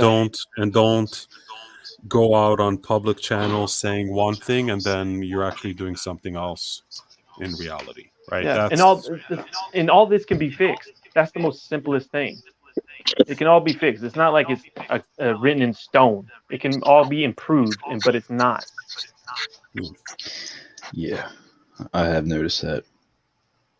Like, going back, talking about, reading this contract they got me, and I'm like following it to the T, and then you start to see that you're the only one following it to a T. It's like, dude, what the fuck is going on? Yeah, which fosters the behavior of not caring about the contracts. I know there's a lot of people being vocal lately. Actually, I don't know if they're being more vocal or I'm just paying more attention about, this person's violating the contract and blah blah blah. my marker's dry now, so that's what I'm going to complain. Oh,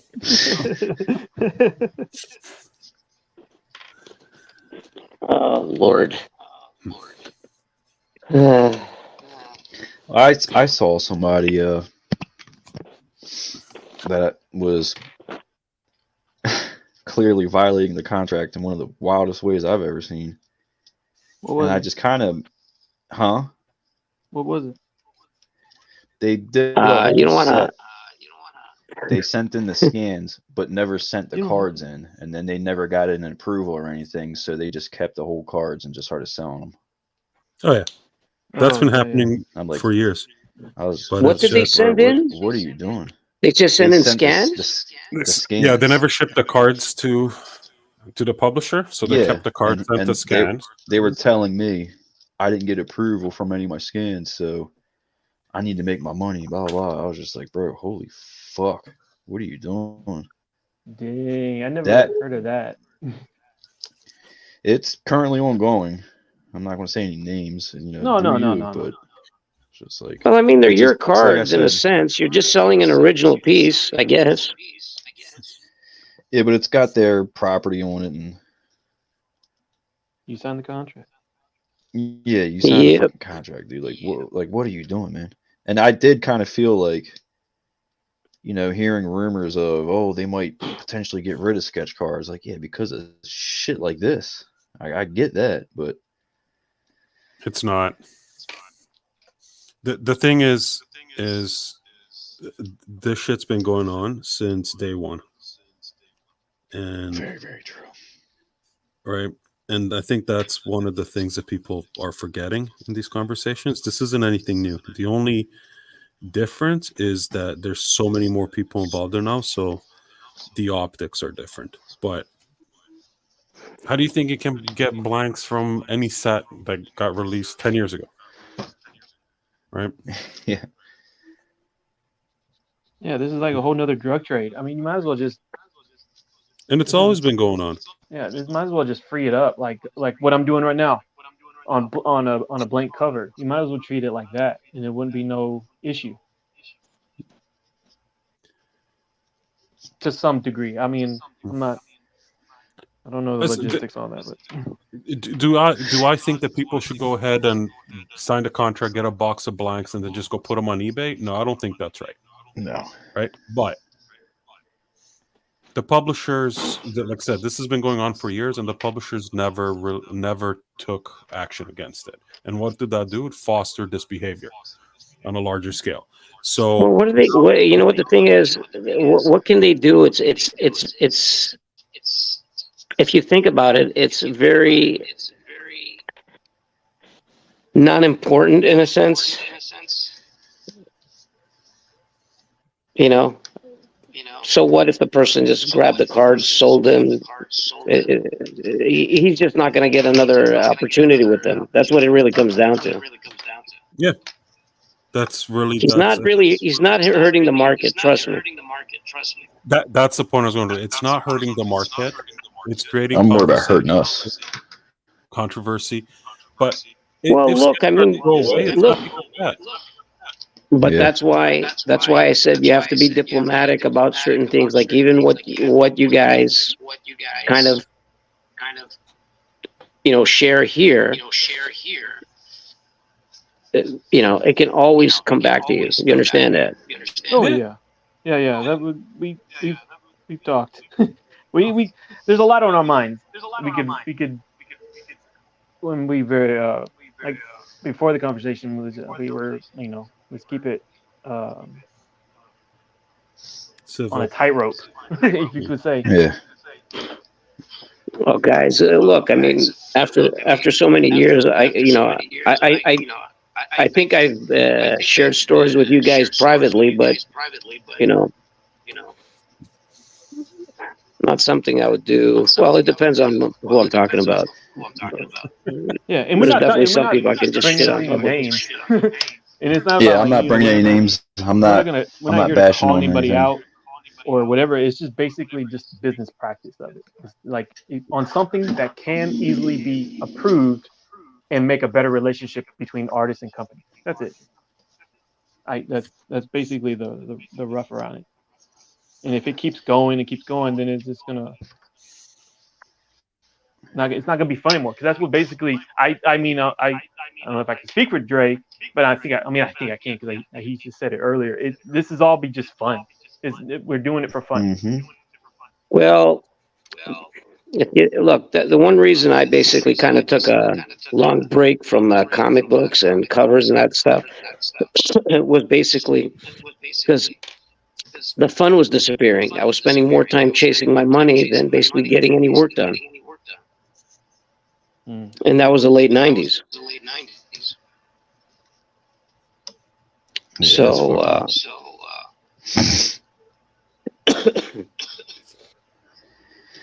it's sorry, crazy. I'm a little under the weather, guys, and I sound like an old man, but No, Oh, man. bro, you're fine. You're fine.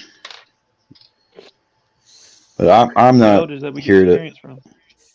I'm not here to like bash on anything. Obviously, I love doing this shit, man. I really do enjoy doing it.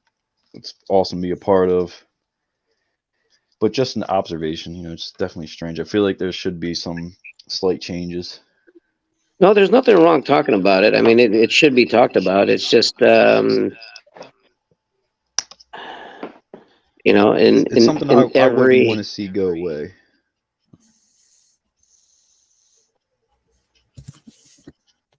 Like I'm hearing now, like a lot of collectors are like, "Oh, this card series doesn't have sketch cards. Yeah, I'm not touching this shit." Yeah, I mean, the sketches have a big allure for a lot of collectors, but at the same time, Mhm. for every collector that's in it for the sketches, there's a handful of people that don't care about the sketches, right? So it's a balance. Um, I honestly think that making sketches instead of two per box or one per box or whatever, making them like a case hit or multi-case hit, that's a good thing. But at the same time, I think the quality of the sketch should correspond, right? I agree. Totally. And I'm not knocking on anyone's art, right? Like there's different Absolutely scales not. and different well, look, quality and I've different seen print. nasty comments. Look, I've seen nasty comments on stuff that is subpar, and in a way, I can say, okay, yeah, that's not great, but again, um, I don't know. Trying to make excuses for it maybe sound bad, but on the other hand, I can understand what it's about, you know. And sometimes people are just happy to get an original piece of artwork. Uh, you don't expect to have get a masterpiece, even though some pieces are done, you know, better than others. Well, I think largely the problem that happens with the quality and why you're seeing a lot more chirping about air quotes quality of cards is the price point, right? Because whether you like it or not, any collector is going to look, or most collectors are going to look at, I spent X amount of money, and there's the guys that want to make sure that they get that hit that will pay for their investment. But then at the same time, when somebody spends, for argument's like, $1,000 on a box of cards, and they hit one of those cards that's one in three boxes, or one in a case, or one in two cases, they expect that card to be a card of some sort of monetary value. Like if you hit an Right. autograph or a PMG or any one of those, like printed, not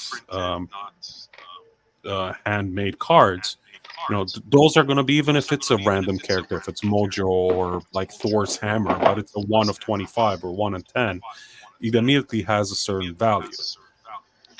Now with the sketches, the value, again, air quote value, is so fluid that you could hit a $20 sketch, you could get $1,000 sketch. And when you hit a sketch that is on the market perceived to be $25 and you spend $1,000, people are going to get bitter about it. Yeah. Well, you go into it knowing this, right, Dre? Look, Yeah, well, hey, these common sense does not belong in this conversation. It right, right, doesn't, but because it's How all a dare you? gamble. I mean, really, it's all a gamble, and they should know that, but they don't. Yeah. guys, Well, you when I should heard the ask. price of these boxes, Yeah, okay, that that shit's was just, nuts. you know, I don't know who dictates this. I don't. Anyways, I don't know what I'm doing here. I'm just improvising, so don't get mad at me, all right? No one's mad at you. That's Oh gorgeous. Is man. that for someone, or are you just kind of fucking around? What? Is is that Is it a I just commission or came you just here with freestyling? like I'm kind of under the weather, and I thought maybe I'll grab one that was like semi done, and then I was like, you know, I He's didn't want to touch freestyling. those sketches because I wanted to leave them pencil, so I just, whatever. it's a nice one? I'm fighting a cold here, so Hey, man, I appreciate you just coming and hanging out. Yeah, man. Like I said, doing arts and crafts with my fucking heroes. This is great. Fuck what you heard. It's something. We'll do some cutting, some butterflies and stuff, and then string it out. Hell next yeah, time I'm we'll gonna be do over it with here eating crayons. paste. Make a birdhouse or something. I'm that kid that's eating paste.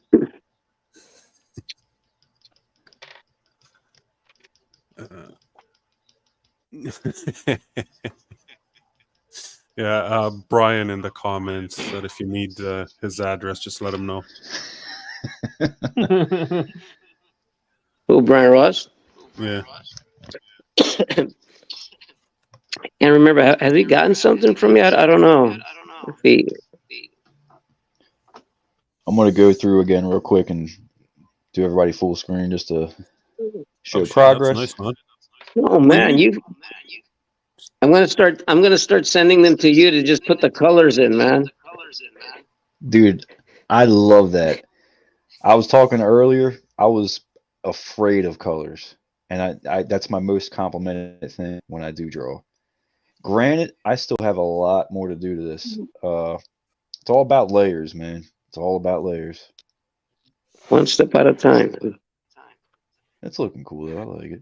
I'm gonna eventually put some Yeah, yeah. red slime in there. And, That's a pack insert? Not a yes, commission? sir. Yeah, it's a Nice. pack. And every time I see that, I keep thinking gore. Yeah, Trey, no, let me see that, man. it's got a lot of gloss because the paint's so wet, but Bring it closer. Nice. Yeah, Nice. the details fucking crisp. Nice. Ash, are Thank you you, on Jim. another one? Is this Yeah. another cover I'm seeing here? Ash is Yeah, He's a machine. Yeah, man. Dre's like on a tear lately. He's cranking like, I'll do one a month and he's like got 45 in a day. Who, Unless me? he's got them Hey, all Ash. stacked somewhere in some back room and he's just pulling them out one at a time and just making a video. No, what I don't know, happens is man. because it takes me so long, so I'll work like 6 things at a time, and then they all kind of end up being done within the same 2 weeks. And it's like, oh, here, and then I go quiet for a month. It's like, okay, let me show my Venom, So I did that Venom cards. I showed it, and then suddenly I show that, and then everybody's like, "Here, we got a truckload." Hey, Ash. Yes, sir. Could we see the first piece that you were working on up close? Yeah. I don't mean to mess up your flow. No, you're good, man. Dude, that's wild. Now this is Those color are covers, pencils? Ash. Are those blank covers? Yeah, it's great comic. Nice. Fucking beautiful. And is that all color pencils? Is that what I heard you say? Yes, sir. That's wild. I like to use Coupix and then go over it with color pencil, but I still haven't been able to. Copics. I still Copic, haven't been man. able to achieve Copic. that glow. There you go. The Look at other that. one. But that definitely wouldn't get approved. No, it would have failed. Got rejected and pocketed. Ooh. Cool pics. Coupix. I don't know what that's about, but I love it. Who was it that was calling them cool pics? It was the great Was it Munshaw? Muncha, yeah, man. Yeah, oh, I gotta give him shit for that again. Cool pics. I was like, Was he "Oh, joking pics." around or that's what No, he thought Well, they he were said it. pronounced? He said it the way you said it, and then I said it in a text. Co-pics. Like you say it like co-pics, and we all have it like tomato. We all have like a different way of saying it. Yep. I say Copic, but I guess that's wrong too. I could be wrong too. You want me to say it in Greek? Say in yes. Greek. Let's hear it. Seriously? You brought it up. Copic. Yeah. See?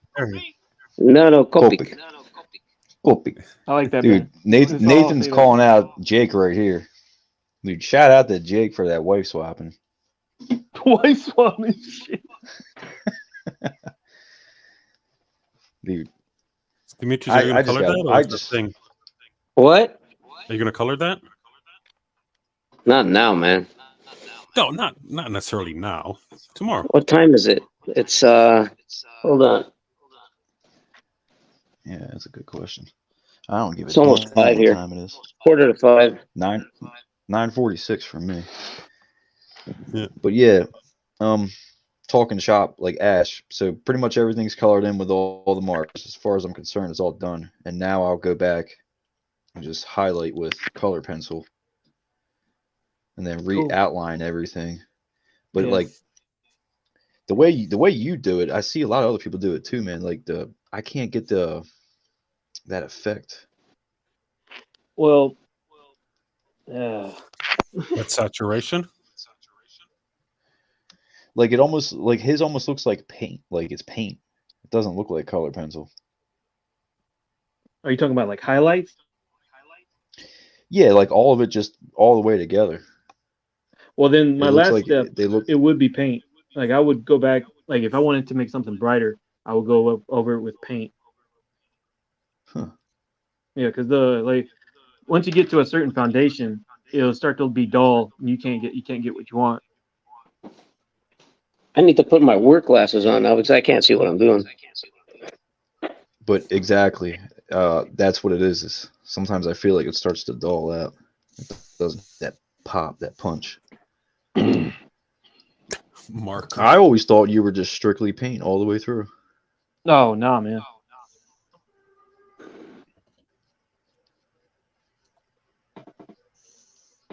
No, because since I'm a traditional oil painter, the next best Mm-hmm. thing was color pencil since it's wax based, so it can be moved around ever so slightly like oil paint if you can treat it that way. And Yeah, I know exactly what you're talking about. the only sucky thing about it, dude, like if someone gets a card in the box, if they hit it, the wax kind of comes up like from the blacks. Because I noticed this in high school. My art teacher was like touching my drawing, and I was like, "What are you doing?" And she's like, "The wax comes up from the bottom, and you just have to rub it away, and it'll bring out the darks, or bring out more color, because the wax will just science, science. It just comes up."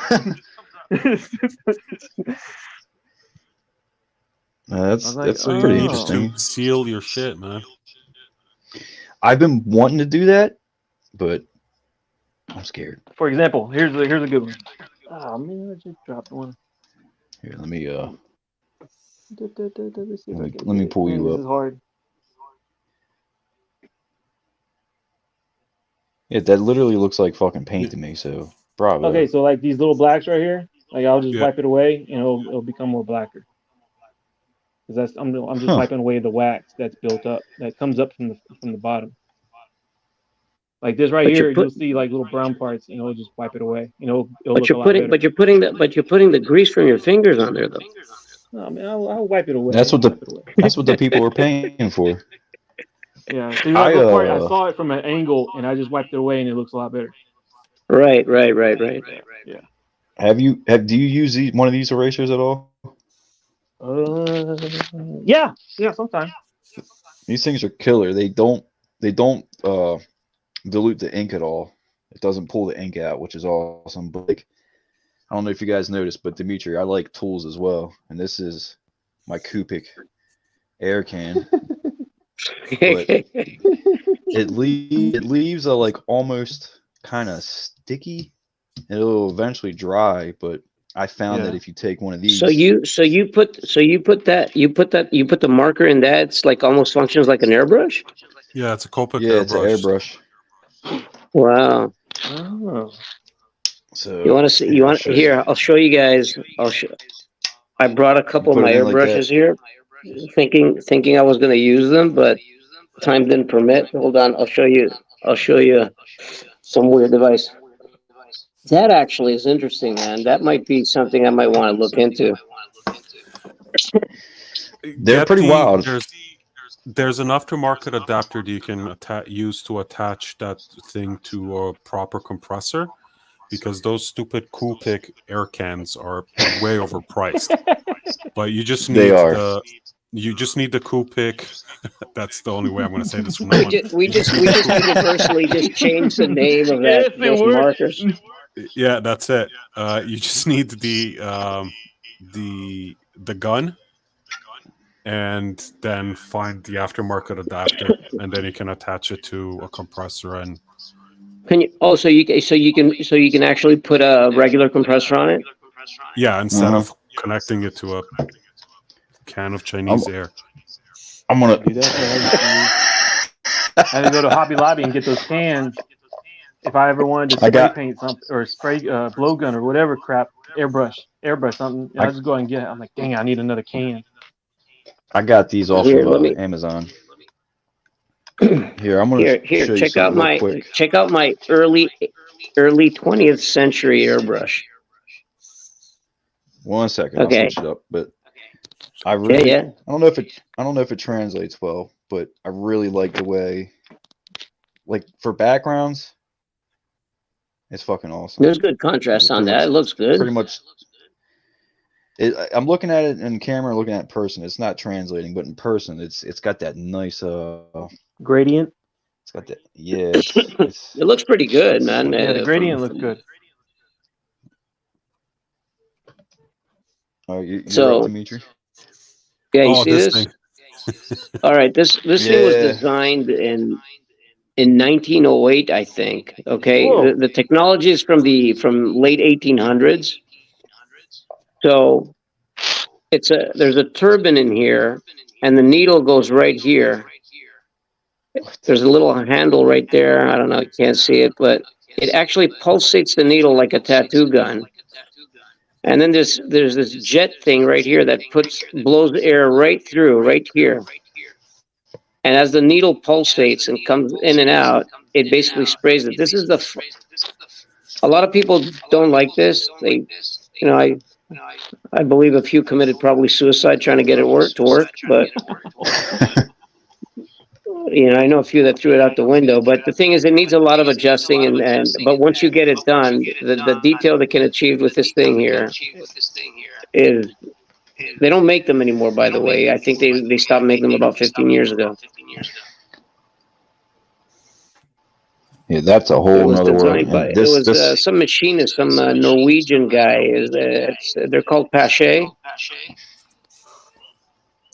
He basically put the company together in Chicago, somewhere in Illinois. that the Coopix very, spray, the Coopix spray. There's no room for detail. It's just kind of like. No. This thing will do the craziest lines. I might have. Like a Let's crisp see if I line. have a sketch here. I think I was trying to test it, and I was trying to clean it up. Yeah, that's like a fine liner, right?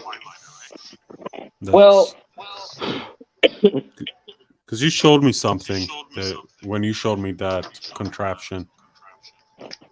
the thing is that the traditional airbrushes have a lot of buildup on the needle, so you can't maintain a consistent flow unless you just keep on cleaning it, and it's just not. The control is not the same. This thing is out of this world if you master it. So it took me a few years, but here I'll show you some. This was me just doodling to try to clean it up. Okay, so there's some thin Yeah, I lines see here, some but they're really not. fine They're not lines, really yeah. good. Well, you can see some here, right? Mm-hmm. Yeah. But Fucking here it's nuts. not. But it's not working at its best, though. The thing about this airbrush is when you're using it, you actually can move really, really slow. And the traditional airbrushes, you have to do really like faster strokes or very diluted paint. So here I'm just goofing around, just trying to clean it up, and you can see the thin lines that it gets right there. Uh-huh. And these are really tiny. I'm talking about tiny. So it'd be cool to work on a sketch card with this thing, but I'm not in shape anymore to actually use it like I used to like 20 years ago.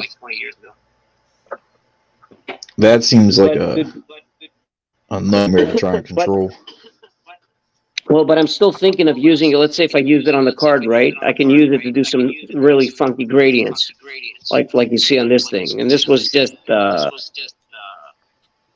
test. There was no sketch here. I was just goofing around.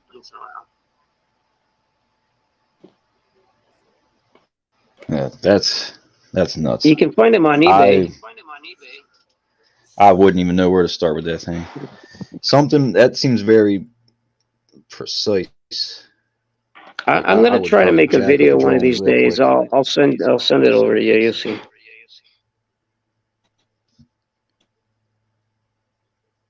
I do like the whole kind of like mixed media approach. mm-hmm. Like this technically has Copics. It's got Prismacolor markers or color pencils. Copic, dude. Got the air. Copic. It's Copics. Jesus.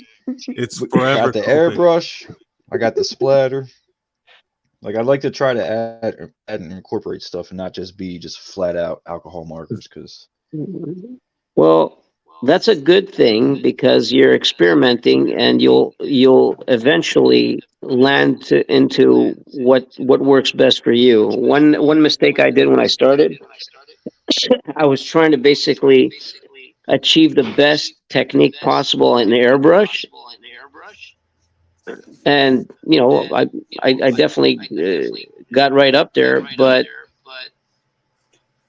by not using other techniques, I kind of limited myself. Mm-hmm. Tapestry. I But totally understand what you mean.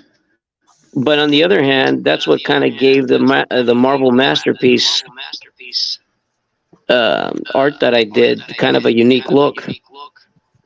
So it didn't necessarily work totally against me. Oh man, let me, since it's right here, let me see if I can find it. Of course it's not right there, son of a bitch. Hang on one second. Is he looking for the card? Yeah, I'm looking for a card.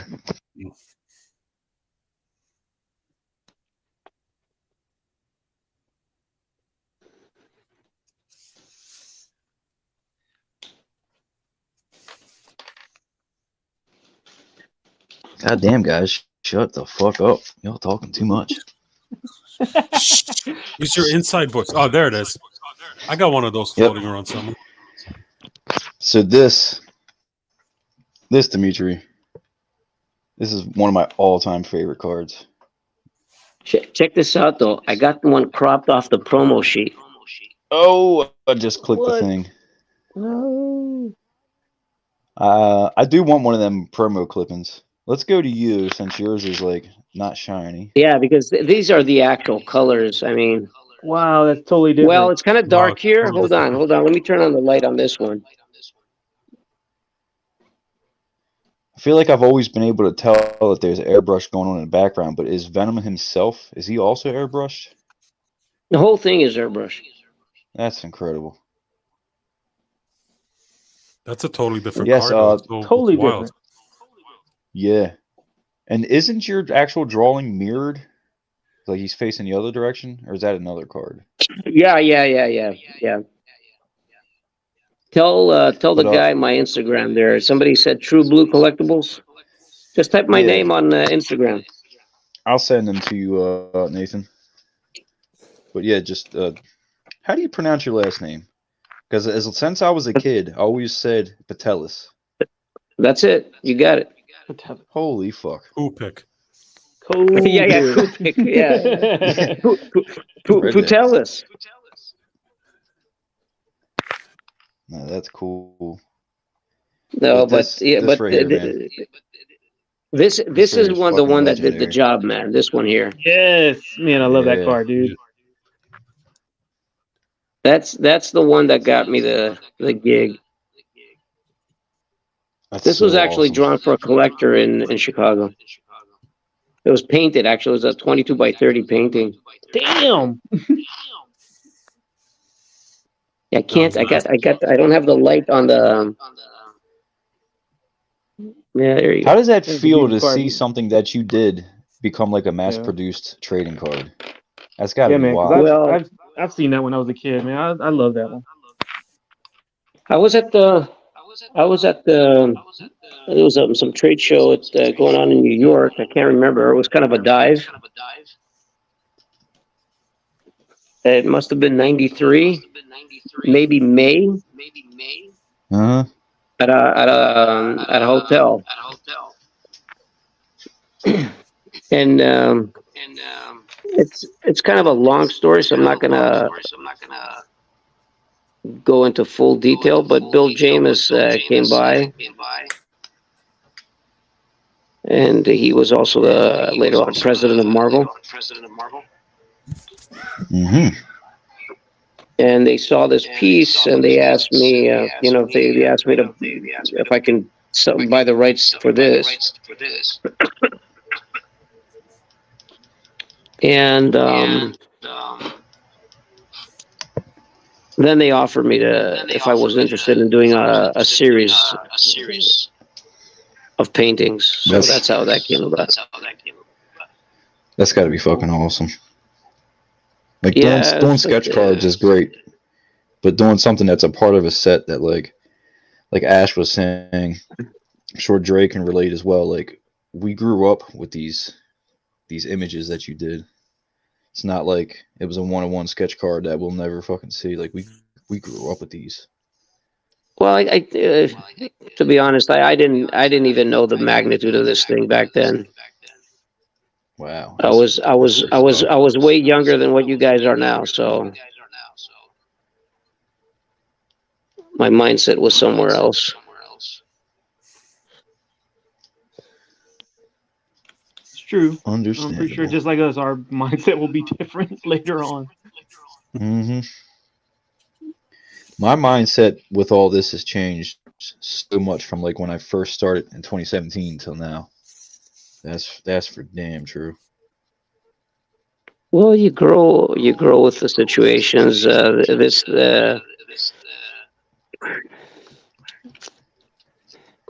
This set definitely put me on the map. But on the other hand, there was a lot of growing up to do, because you kind of do something really big, and then you think, you're all set, which is far from That's the never truth. the case. Yeah. Nah, man. Yeah. Like if I had to do it again,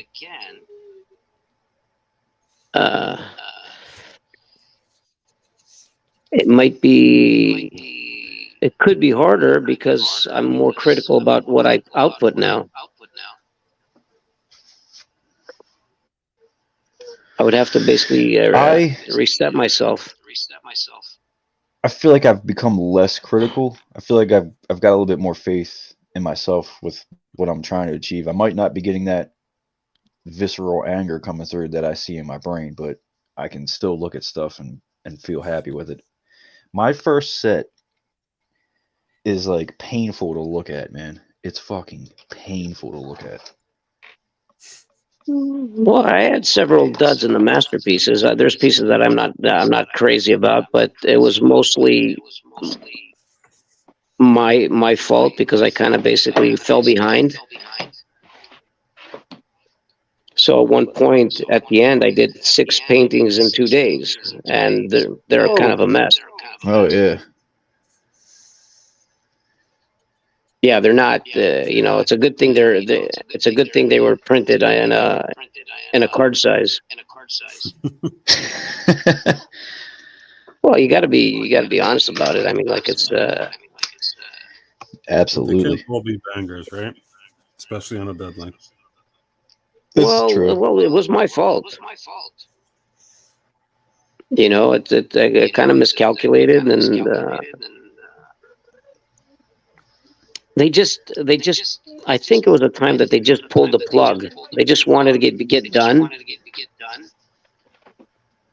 I don't remember the details, but I think they pulled some crazy last minute deadline on us, and they said we need them now. So that how long was your deadline? Do you remember?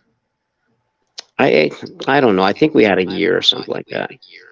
Oh, okay. It was 50. It was 50 cards each. Normally, it had to be. It was supposed to be 65, I think. And And it turned to 80. I think we were all running late. I'm not 100% sure on the other guys, but I think we were. And then they put this crazy pressure on us, and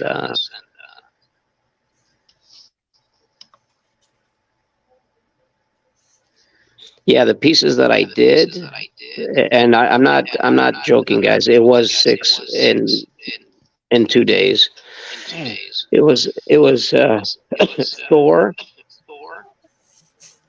Invincible Woman, Daredevil, I think, Namor, and maybe Elektra. I botched her faces.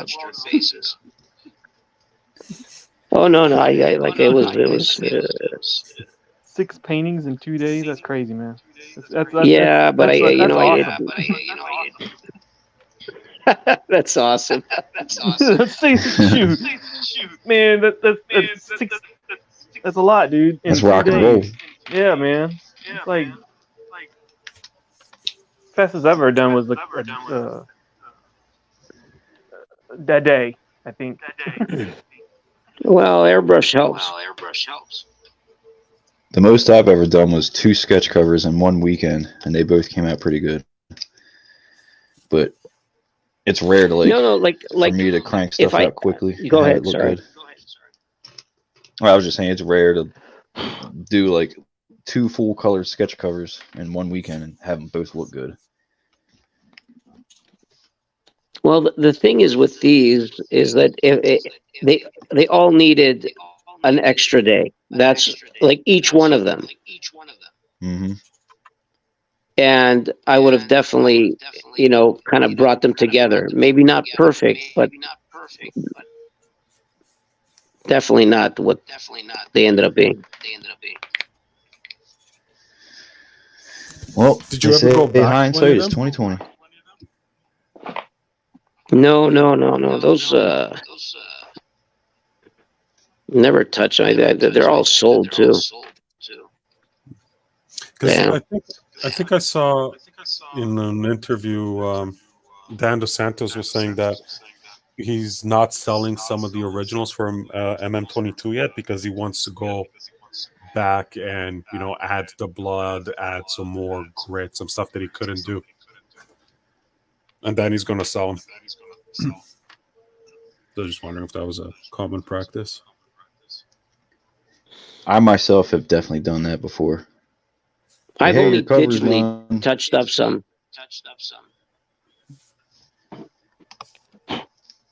I've had a few. Hey, your cover's done, and like the next day, I'm like, hey, can I have like 1 or maybe 2 more days?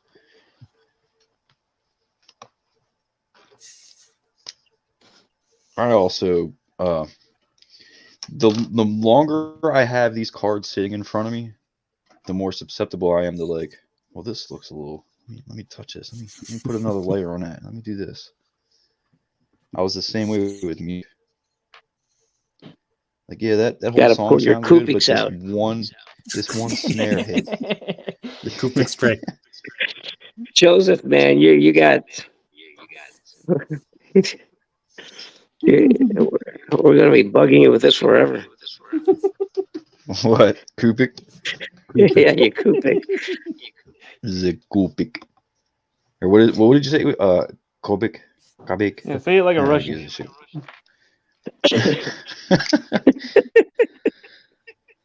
Have to sound like a straight dickhead. I'm not even going to attempt it. Fucking spit all over myself. Coupix. You gotta cut down those profanities, man. My kids are gonna see this. Oh. I'm just joking, dude. I used to always not not swear and stuff like that. And then one day it was just like, we're adults, and not only that, when we're behind the scenes, everybody's like, oh fuck this and oh fuck Yeah, that, and sailor. then they hit record, and it's like big shiny smiles and bright eyes and sunshines and farts and all that bullshit, and that's just like, yeah. But I'm starting to hear it more. I'm starting to hear it more and more, and I support it. I fully support it. I support I support it. I support it. I do condone this. I can. Yeah, Mhm. I approve. We're adults. Dre's silent.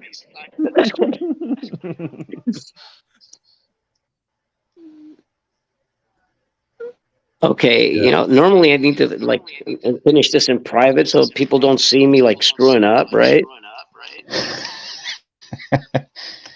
Well, Oh, by the way, ain't I've many never people done seeing this. you right now, so Nobody's seen me like, aside from family or friends, nobody's seen me do this like publicly like this. Like I'm exposed. dude, That's the best. it is the best. Got to I'm break glad down you them comfort barriers. glad you finally broke down and hopped on one of these. Yeah, I know. I can't get rid of the fact. Oh, you want a link, huh? Yeah, you thought. Oh, wait a minute. Yeah, get him a link. Get him a link. That's definitely my favorite part so far. Yeah, you think, buddy? Fat chance. I don't think I'm gonna color this. I can promise you, no matter where I end on this video with this, I was gonna say, I didn't even leave room for a signature here, man. Just sign the back. Yeah, it's on the back. Is that a mental con? It's blank. Oh, Oh, These are the Strathmore. They're nice, just nice these. thick cards.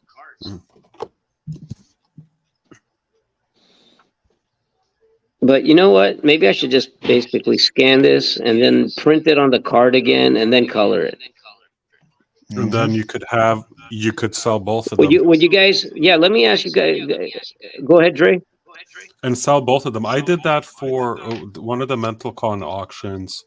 The guy won the pencils, and I said if the auction hits a certain price point, I'll paint it. And then it went stupid. So then I ended up doing a carbon transfer onto another card and sending him the pencils and the painting. And a few people reached out and said this is a sick idea, and a couple people said that when their turn comes, they would love to be able to do that. So I definitely think there's a market there. So how would you guys feel now? Let's say if I painted over a printed scan of a piece of mine, would you feel that I cheated? No. no. Drew Struzan does it. I can pull out a whole fucking stack of almost every sketch cover I've ever done. I scan them and then I color them to test it. Yeah. And I have a couple of my No, I've done it very cards. rarely on some originals, but like I probably can count them on the fingers of one hand. I'm just asking just to see how No, because you already people. did. Yeah, because you already did the hard part. Now you're just gonna focus on the it's your rendering, work. and it's like you're putting your mindset. Now I'm just gonna focus on color. And the reason I'm Contrast. saying this, Ash, though, you know why? Because I heard somebody say it. Well, they don't like it when you do a pencil and then you do an ink, and the ink is over a scan, because the person that wants to buy the inks doesn't want somebody to have a pencil of it. Well, they'll get over it. Yeah, I mean that's probably like one guy out of 5. Yeah. I mean, who knows? No. I mean,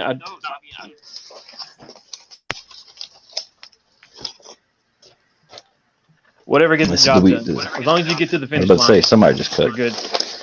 All right, here you go, Dimtri. I wanted to test how this would look I gotta move my camera. So I scanned it, printed it out, and then colored it. All right. But there's certain parts that I didn't fully color, and you can see there's like a difference. And then the other parts I did, like that's the white inks on there. Everything got colored over, so the scan had like a fade. And Is this a blank recoloring cover? it was. This is a scan. I just like scanned it and then practiced coloring it. Okay, This is but one of that's your color though. That's your original. Yeah, this is one. This is one of my first ever sketch covers. I think it's my second actually. Here's one. This one I didn't really color over, and let me see. This one I just scanned out. No, I colored the logo black. I wanted to see how the black logo would look, but you probably can't tell, but this one's kind of faded, and this one looks just like, I don't know. It's hard to tell from the print out your camera. stuff and you if you print out your own stuff and color over it, there's nothing wrong with that. This is Well, I just wanted to get your. I just wanted to get your 2 cents how people in the industry feel. Oh, you know, there's a guy at I run around at, and we see each other at the Comic Cons all the time, and he has a huge display. It's all black and white because he does his color.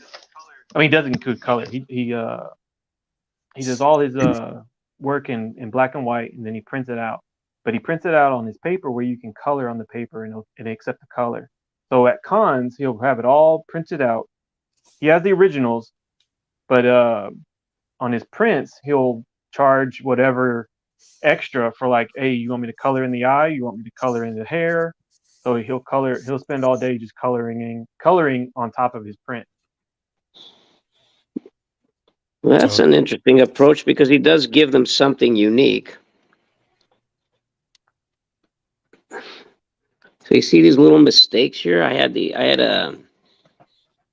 My pencils were in the eye, right? So I'm still thinking of using these as veins in his eye. Because I sketched the eye in a different position. From 1997. That's the anger. That's right there. And then one of my biggest influences is Greg Capullo, and I pretty much sat down and drew a panel just staring at it, and it came out pretty cool. Oh, that's cool. He's one of my biggest fucking inspirations, man. Let me see. I like that. Also, check this out. Thanks, dude. That's probably from 2000 something. Like I said, this is the type of shit I would draw all the time. I just get tired of drawing these fucking weird things. I'm hoping this works out when my daughter gets a little bit older, but drawing out something and then scanning it and then giving it to her, like, here you go, baby. Go ahead and color this. That sounds dangerous, dude. Hey, she can color hers her own way. Here's a watercolor thing I was working on and ended up stopping. Just no Coupix for her. No Coupix. Crayola only. Wow, here we go. This is something I wanted to touch on. That skull is crazy, man. This right here is the sketch cover I drew, and then I immediately got added by Upper Deck on Instagram. I was like, oh, that's interesting. And like a fucking douchebag, I messaged them like, hey, man, thanks for the ad, blah, blah, blah. And then they were like, no problem. Hey, you want to do a card set? I'm like, yeah, let's go. And then that was the last I heard of them. This is a and then they ghosted me. Yeah, I did that, and then I got ghosted. This is one of my first attempts at doing something bloody. I wanted to have Magneto just like ripping apart Colossus and Wolverine and the whole X-Mansion. There's a reason I'm digging through here.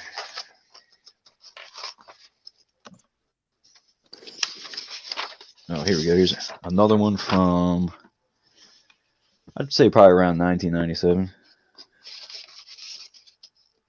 How old were you then? I have no idea. Here's some more weird shit for you. You don't remember when you were born, dude? Yeah, take a minute and do some math. No, I mean, I remember when I was born. How old were you I in just can't. '97? I can't think right now. I don't know. You know what it sounded like? You said I was take a minute probably and do like, some meth. Oh, yeah. I suck at math. Here's 98. I was probably like 11, 12, something like that. That's about right. Yeah, some more gory shit. Definitely want to incorporate more gore. Those Damn, were the trying to metal find this years, one man. drawing. Oh yeah.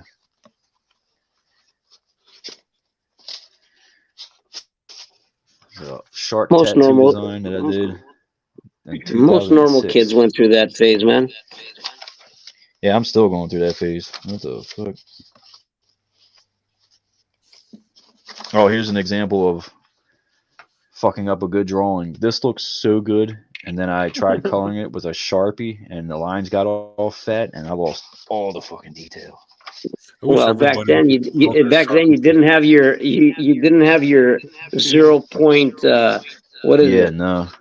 0003s. Can somebody explain this to me? Like, what am I drawing? What is It even looked happening? like, That's the guy from Spawn. yeah, Kind of influenced by it for sure. There you go. like Another if you It tattoo looks like painted design. over the pen. it looks like a gremlin in dumped in acid, melting. Remember the gremlins? All right, Yeah. hell yeah. Here's a rabbit teddy bear with maggots pouring out of its stomach. Don't ask. Yeah. Don't ask. Some weird creature holding a head. Don't ask. I spent too much time on this, man. Who am I billing? Jesus Christ. Brian Rust. I think Brian Rust. Yeah. Damn, dude, I have a drawing from 1994, and I sat down and it's a Jim Lee Wolverine cover. But I can't find it. Oh, here's a character I started to make way back in the day. Nice. Now you Hey, see, Jonathan Cohen's. Speaking of people from the future, Who's that? Jonathan Jonathan Cohen's. Cohen's. Yeah, he's in Australia or something. Oh shit! What's up, over man? there. Where it's tomorrow. But yeah. Oh yeah. Somewhere in his damn room's a drawing from 1994, and that's legit the oldest drawing I have. Do you guys have any like old childhood drawings? Yeah. Yeah, not nearby, but yeah. I used to have a whole book of them, and we went out yeah, one time when I was a kid. we'll do one of I those. lost the book. We'll do one of those, Joseph. We'll do one of those, and we'll all pull out some high school stuff because that's when I started. I'm totally Around, totally down. I got a Piece of Mind replica that I did somewhere. That's funny. I just showed you guys and everybody that's watching right now a whole bunch of artwork that I haven't really shown anybody in fucking years. So you basically But just you guys- expose yourself, man. It's a safe Yeah, space. I pulled it right out. But do you guys see what I'm saying though? Like every Twirl it around. drawing came out like that. Yeah, but you know Every what? I'll tell you fucking drawing. something. I'm going to say something. I don't want to make you feel bad, but some of that randomness and looseness that feel you bad. had in some of those older sketches is something that you would want to maintain in what you do today, because what happens is we start getting better in techniques and we start getting tighter, but we start losing Yeah. some of this, you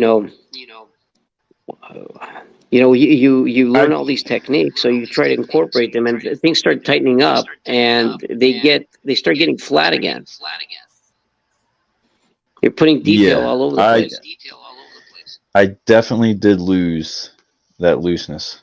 Like I said, just because some of it was just basically, you want to call it an experience, but it is because you were improvising. So Credit card declined. What did you try to do? Trying to buy that carnage. 1, 2, buckle my shoe. Oh my God. I agree with you, Dan. That is great advice. I do need to get that back, but at the same time, like I want Hey, it to look more polished. Well, can I give you know what? you? Once you hone in which techniques you prefer, it should come naturally if you keep on drawing and keep at it. You're going to start basically feeling more comfortable and basically not going crazy all over the place. A good guy to to to look at is Rembrandt, where he didn't sit there and do things like Van Eyck and Vermeer that made things look photographic. He would focus on placing detail where he wanted you to focus and not all over the place. Yeah, that most of that shit was just sporadic detail everywhere. And you'll see that in Frazetta. You'll see that in Jeffrey Jones. You'll see that as they mastered their craft. It wasn't as important to make sure that forearm was just perfect or that fist or whatever. It was basically making how do you call it? Like I'm thinking Greek right now, so I can't translate it in English. Center of focus. It was emphasizing, the elements that were more important for them in the illustration, the drawing, or the painting. Keep dropping stuff. Hey, Joseph, you know what's a good exercise that somebody told me? I can't remember who. Try to do a drawing and in pen. Don't lift your pen. Oh yeah, I used to do that a lot. If I were to show you that'll some get drawings better. again, you can see it. Yeah, I might want to try it. And I then feel like, color it. yeah, that's a really good point. Taking that 15-year break, like I said, I feel like I lost a lot of things. But No, now, that's definitely you can do it with pencil. You can do it with a paintbrush. You can do it with all over. It's a great way of basically allowing your hand to you don't you learn not to think. It comes naturally. You know what I mean? You're not sitting there thinking of every next move. yeah, and for the most part, like Venom's face and mouth is pretty much where I concentrated most of the detail, and the rest, like you were saying, I just kind of kept it uniform, but all the details like right in this area. Well, the more you can start fading stuff. I mean, we had this discussion with Dre a few months ago that Hey, you sorry, can't I'll add be back in a couple of minutes. I just gotta do something. No problem, Dre. Yep. You can't add the same intensity everywhere. You got to add that little bit of that out of focus kind of effect. Either you do it with color, either you do it with fading. There's different techniques of.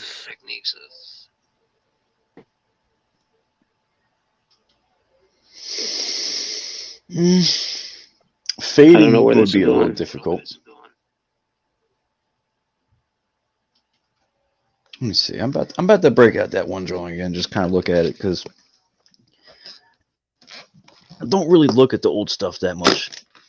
As weird as it sounds, it's like something I just try to almost forget about it. Like, all right, let's do something better and cleaner. That makes more sense. It's not. I mean, there's a lot of detail in this. And a lot of it kind The of one is that you showed scribbling. before, yeah, that one. That's the one that shows you know, you going like completely wild, but at the same time, it doesn't it still makes sense. Yeah. You know, even though you knew less than what you know today. And like even looking at the mouth, it's very close to just being damn near just scribbles. But it does make sense. Yeah, but you don't have to go back to that to see what you were doing back then, because a different state of mind. No, I definitely hear that. But like even like the little ribbon strands floating around, they look pretty good to me still. These are supposed to be like deer antlers sticking out of his head. That looks good to me. But like the hand, like the fingers, I've definitely gotten way better at hands. This one wasn't too Well, bad, but to the me it was thumb kind just of goes to me it off. was just a randomness of shapes that you have there that make it really interesting. I can't believe I'm sitting here showing like child artwork to you, man. This is fucking wow. You too, Ash. Ash is going to be on its fourth cover in like a couple of minutes. I know. This is something I've always wanted to go back and redraw though, like maybe digitally. I like the concept of this character. Like some fucked No, up that's mummy interesting one. with spider eyes and deer antlers. It almost reminds me of that Kindred character that came out not too long ago for Spider-Man.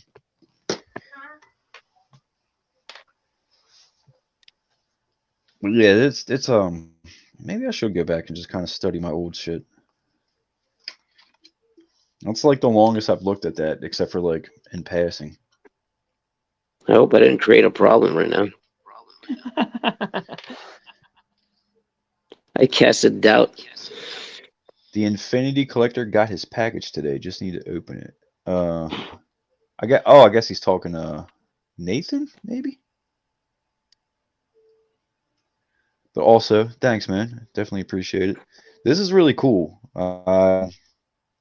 Definitely have learned a few things. Number one, the what did you say, science ash with the wax of the color pencils? Oh yeah, on the black. I sat here and did that. Yeah, I sat here and did that earlier, and it fucking works. That's crazy. Yeah, like there's just little black parts. You just gotta see. They're like, I don't, man. These, I like the got you pulling up And full screen. this little piece right here under his neck, Uh huh. and if I just touch it, it goes away. It gets darker. It's kind of maybe hard on video, but in person you can totally tell. I just did it to the shoulders of Venom right here, and Ash, yeah, it don't you definitely spray got them with darker. something? No. Teach him the ways. This guy I just won't varnish. spray anything. The only thing, the spray. Yeah, I usually don't spray anything. The only thing I That doesn't protect is the oil paintings that I do. That's about it. that doesn't sound right. Wait a minute, Nathan's got a request here. I want to know who drew the hair on Ash in the thumbnail. What? That's some talent. Oh. Can a bald guy get that commissioned?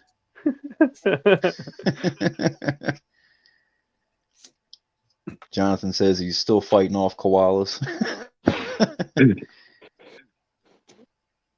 Hey, shout out to you guys hanging out in the chat, especially you. God, I fucking forget names. Whatever. Nathan? I'm just yeah. I keep wanting to call him Brandon for some reason. He looks like a friend of mine named Brandon, and I don't know why I keep calling him Brandon. But dude, to be here hanging out with us when you could be watching the same, card be ripped over and over again. Shout out, man. I was actually, like I said, I was really kind of let down by that. It's the same card all the way through. It's the same art. I'm assuming just from experience, some things got denied, didn't make it. DeSantis was even saying, this is something I relate to, that he was sending in stuff to get approvals and not hearing anything back, so he just went ahead and just did it. Mm-hmm. And I know exactly what I the can't fuck I he can't was talking remember if about. anything got rejected. I As think far as you, like, I think we got told to do more. I think Dave had brought it up at one podcast. Last headshot. Less close-ups and more body shots and stuff like that. Mm-hmm. I don't remember something. But we were giving them a lot of preliminaries to pick from. see, I feel bad because I'm basically doing a headshot, but I feel like a good headshot makes a good card. You know what I mean? Actually, I think you know what, guys? I think I have, not I think I do have, but I'm going to show you the Venom. I'm going to show you the Venom that I basically was my first choice. And they picked the one that you showed before, Joseph, over this one. So did this one get printed? Yeah. This one didn't get I printed. got it right here. It's my camera's not going to be too. It's this one here. I Wow. I can't show you like well because my camera's too close to the desk. I can't move it. I was going to say, if you slide it down like that, I mean, that one's really good, bro. But that other one that they did Yeah, approve but is fucking I can't show iconic. it to you guys. Oh, there you go. Yeah, I see it. Treat my eyeballs like a scanner. Just slide that bitch down. Yeah. So this was, and so you see here, down here it says A, Uh-huh. So that was the first variation. reference Venom 2. So that was, yep, that was my first choice right here. Dude, this Did they is say a why? treat to see. No, I gave him. I think I gave him. It sucks right now because I don't want to move the camera. But I gave them. There's several Venoms. There were several of them. Mm-hmm. Maybe 5, 6. And they picked. I would And they love. picked one. I would love to put eyes on the other ones, but I'm telling you, the one that they picked, it's iconic, man. It is Look, absolutely I don't. iconic. Look, I don't. I think. Here's the thing. They were done at the same time, right? So I don't know if it was. I don't know if it was this one was picked over that one, or if it was this one. That one is super. Dude, that's the only version I'm missing. The gold signature foil. Why are they $40? Like, what the hell? I'll Everyone give I it to you for find, they're like 45. 40. I probably have doubles, man. I'll send you one when I get back. Oh, dude, that would be. I would be stoked. That's the only one I'm missing from like the Is that a 90s foil Venom that I card. just showed you? It's a gold foil signature. Yeah, it is. I have all the other This one, it ones doesn't have a good except for the corner though. Venom. It's kind of I dinged don't. a little bit I don't here. give a shite. I don't give a shite.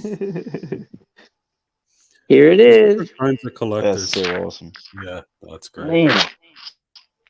There's people that But just also, collect John, because they want the set, right? And it doesn't matter if the card's got a little ding, if it's a little nook, if the dog chewed on it. It's just appreciation for the art. And then there's people that want to make sure they can grade it and it's got the highest resale value, right? And Well, Dre, I had I had full sets of everything, and I had no idea that these cards would have this type of value.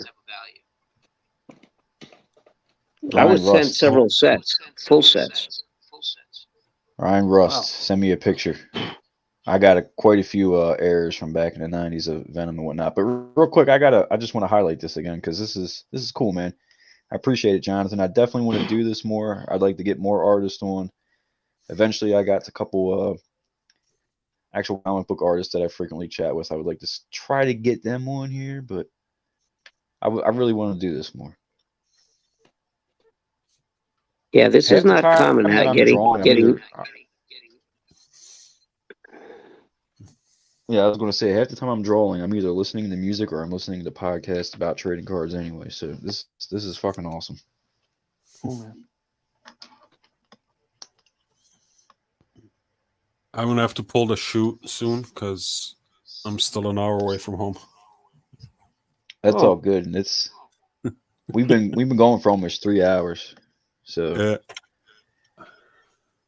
which is crazy. It doesn't feel like 3 hours. Well, shit. How Is long? there How long anything? were you on before I got here? Probably like About an hour. I don't Maybe, know. yeah. Yeah, because you hopped on around 9 my time, so. No, I had it Is on when you guys started. I just don't remember when I got on.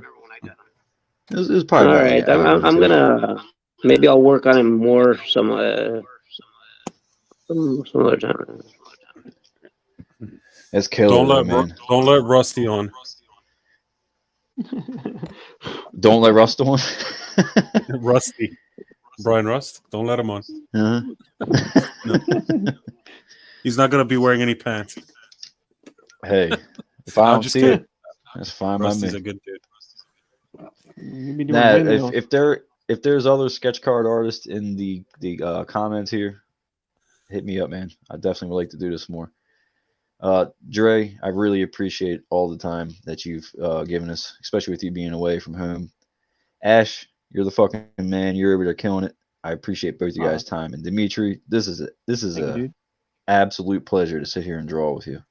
No, Especially my pleasure, seeing man. It you. was Thanks for fun. It coming was on. really fun, guys. Yeah, we'll Thank you, definitely do thank you this for This was coming again on. great. if you're up for it. Yeah, man. This was like an This awesome is surprise. yeah. Before we jump, is there anything you guys wanted to touch on? Anything you want to promote? Any shout outs? Anybody want to windmill body parts?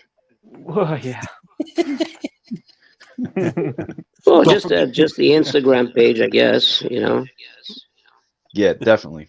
I'll put And all the links. I'll put all the links of all the Instagrams in the description after this, so they'll all be there. and yeah, and Yeah, they can message me through either Messenger or Instagram. Anybody that's interested in commissions and stuff like that. Definitely. yeah, and if you can go full screen through everyone's, I think Yes, sir. Nate was asking. We can And start guys, with don't forget you. to smash that like button, hit the notifications, tell your cousin's cousin. So this is pretty much my contribution today. Of course, I went with Venom. Thank you, Dre. There's a little spot right here on his eye that's bugging the fuck out of me, so I'm gonna touch that up afterwards. Like you're gonna have to start over now. Dude, All over.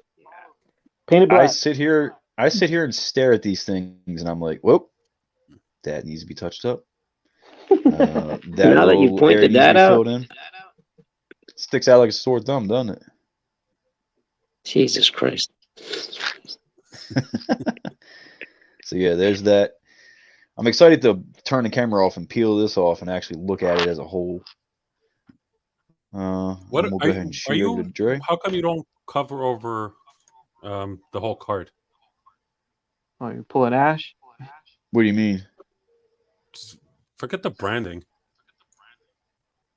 Just color the whole thing. Nobody cares. Oh, I'll have to show you what I've been doing with these. It looks really cool. One of them I kind of colored over, but the rest of them I'm coloring over parts of it. The whole card's fucking color, which you see there. There's color and everything underneath. Oh, okay. But it's Okay, it's right up to the logo. Got it. Okay. Yeah, I'll show you afterwards. It looks cool. Yeah, once after 2017, I don't give a damn if there's a foil circle in the center of the card or not. I'm coloring over that shit. I'm going past them lines. I will never do that to myself again. Yeah, but see, we're talking about wet. Yeah. Okay. It'll flatten out. I'm always just worried about, oh, we can't approve this because of this or whatever, or like sending it to a client and they're like, what the fuck? This is supposed to be a CGC 9.8. Like, yeah, okay, whatever. That should be a topic next time. The grading of sketches. Oh Oh yeah. yeah.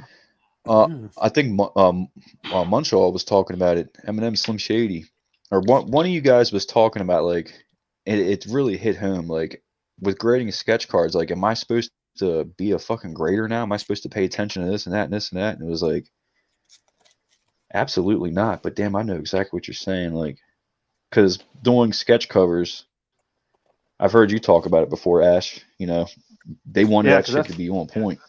that's another part of my bag is fixing them. Like if like a client has a 9.6 or 9.4, they'll give it to me and I'll fix it to where it gets to a 9.8. And then and this is my little contraption here. I mean, that's what keeps the back clean. Like if you notice other sketch card artists, they draw it on Yeah. board or draw it on something, and the whole back is dirty, and I get a 9 point or even an 8.4 or something like that. I mean, I've got a 9.8 that's got a few like little marks on the back. From what I know, they're more concerned about the inward cover. Yeah, or the Sometimes, spine, like, or yeah, little ticks. But yeah, but they grade the inside cover when it comes out. Like I've had a few graded where the staple kind of dips in a little bit, gives it this little indentation, and it came back a 9.8. wow, dude. Yeah, the whole grading thing, we can definitely get into that next time because that shit is bonkers. Oh yeah. Jonathan's got it. Don't grade sketches. Simple. Yeah. Boom. Here's the original Punisher sketch. Oh yeah. Oh nice. Damn. Actually, I was going to paint over this, but then I realized that I needed more room for this right hand right here, so I just redid it. Marvel Masterpiece is That's clean. 1990. That was 94. Yeah, the other ones are pretty messy. That is so cool to be able to see that. Wait, I'll show you what I got here. I got the original sketch for that Carnage that you saw. Oh, that's What? gnarly. Oh shit. That is gnarly. And it's on a weird paper. It's been cropped sideways. And that's what it. This is 1990, 93, I think, or 90. Yeah, something like that. You just Can sitting you on do me a that? favor to just ease my inner OCD? Do what? Put that in a sleeve or something. Put it in a piece of plastic.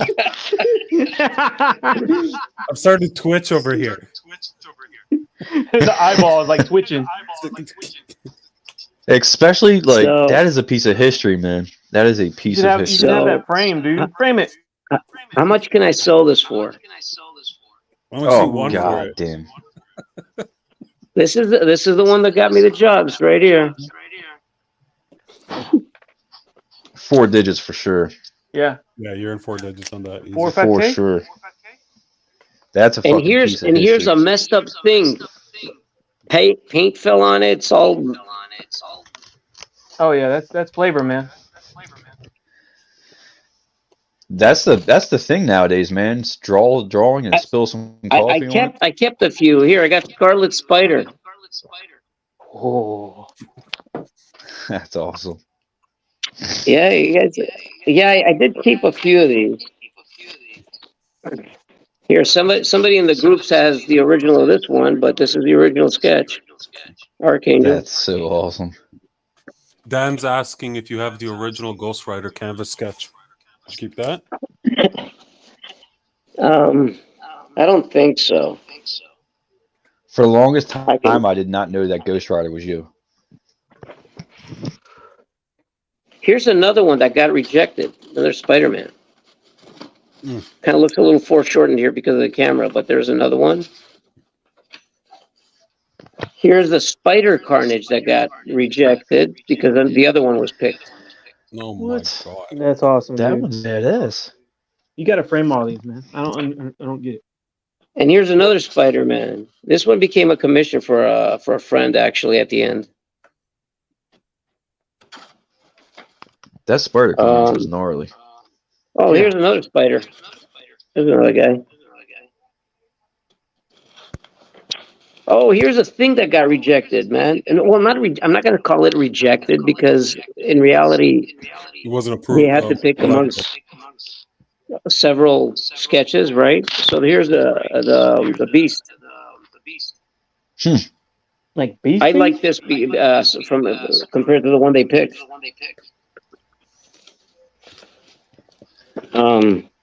Here's this one. This was never. This never happened. Thing versus The Hulk. And Thing versus Hulk. Thing is a character I've never drawn that I really want to draw. oh, check this out. This is a Silver Surfer that didn't get picked. What? Huh. Well, All it right, was the other one that got Don't picked, tell man. that to Oh, anybody yeah, called Fausto. No. So what you were saying is you still got paid even if they didn't get picked? Well, we sent them several sketches, and they could pick. It wasn't. That was in our discretion. We could have just made one. Uh-huh. Here's a Wolvie that wasn't done. Oh, that's I dope. really like that one. That one's so organic. The perspective's nice. Yes. Like, And the perfect word for it. there's You gotta a put some lot of Coopers Venoms. on it. I'm not going to show them now.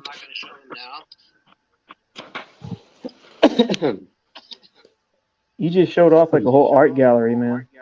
Oh, here's another test with the airbrush, by the way. Yeah, these airbrushes are insane. I can get real small detail like that. Yep. Oh, here's the. I think this one was done before I managed to do the known Venom that you know. That's so awesome. But I didn't leave room for the tongue, so I had to redo them. Jaws were closed.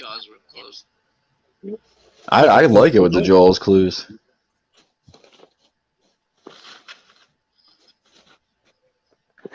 So, well, here's the today thing. Maybe we'll auction it on one of the groups, huh? Definitely try, man. That's a killer piece.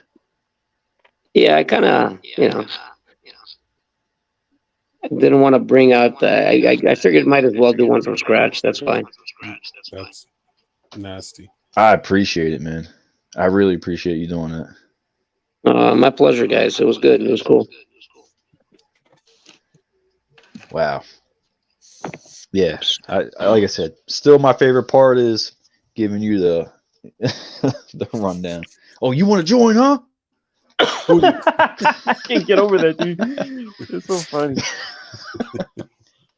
Holy hell. Okay. 2 hours, 53 minutes. Wow. We'll do it again. I don't even know Yeah, what to man. say. Yeah, I don't even know what to say at this point. Everybody, thanks for hanging out in the chat. You all are the true MVPs. And yeah, let us know in the comments you want to see some more. Start bugging us. If you're an artist, hit me up. Let's do this. All right, y'all. Good night. Good night. All right, buddy. All right, take care, Ash. Nice meeting you, Ash. You too. Good. Awesome meeting you. No, my pleasure. You got some good stuff out there, man. I enjoy watching the stuff. Thank you. We'll pick it up again on another one.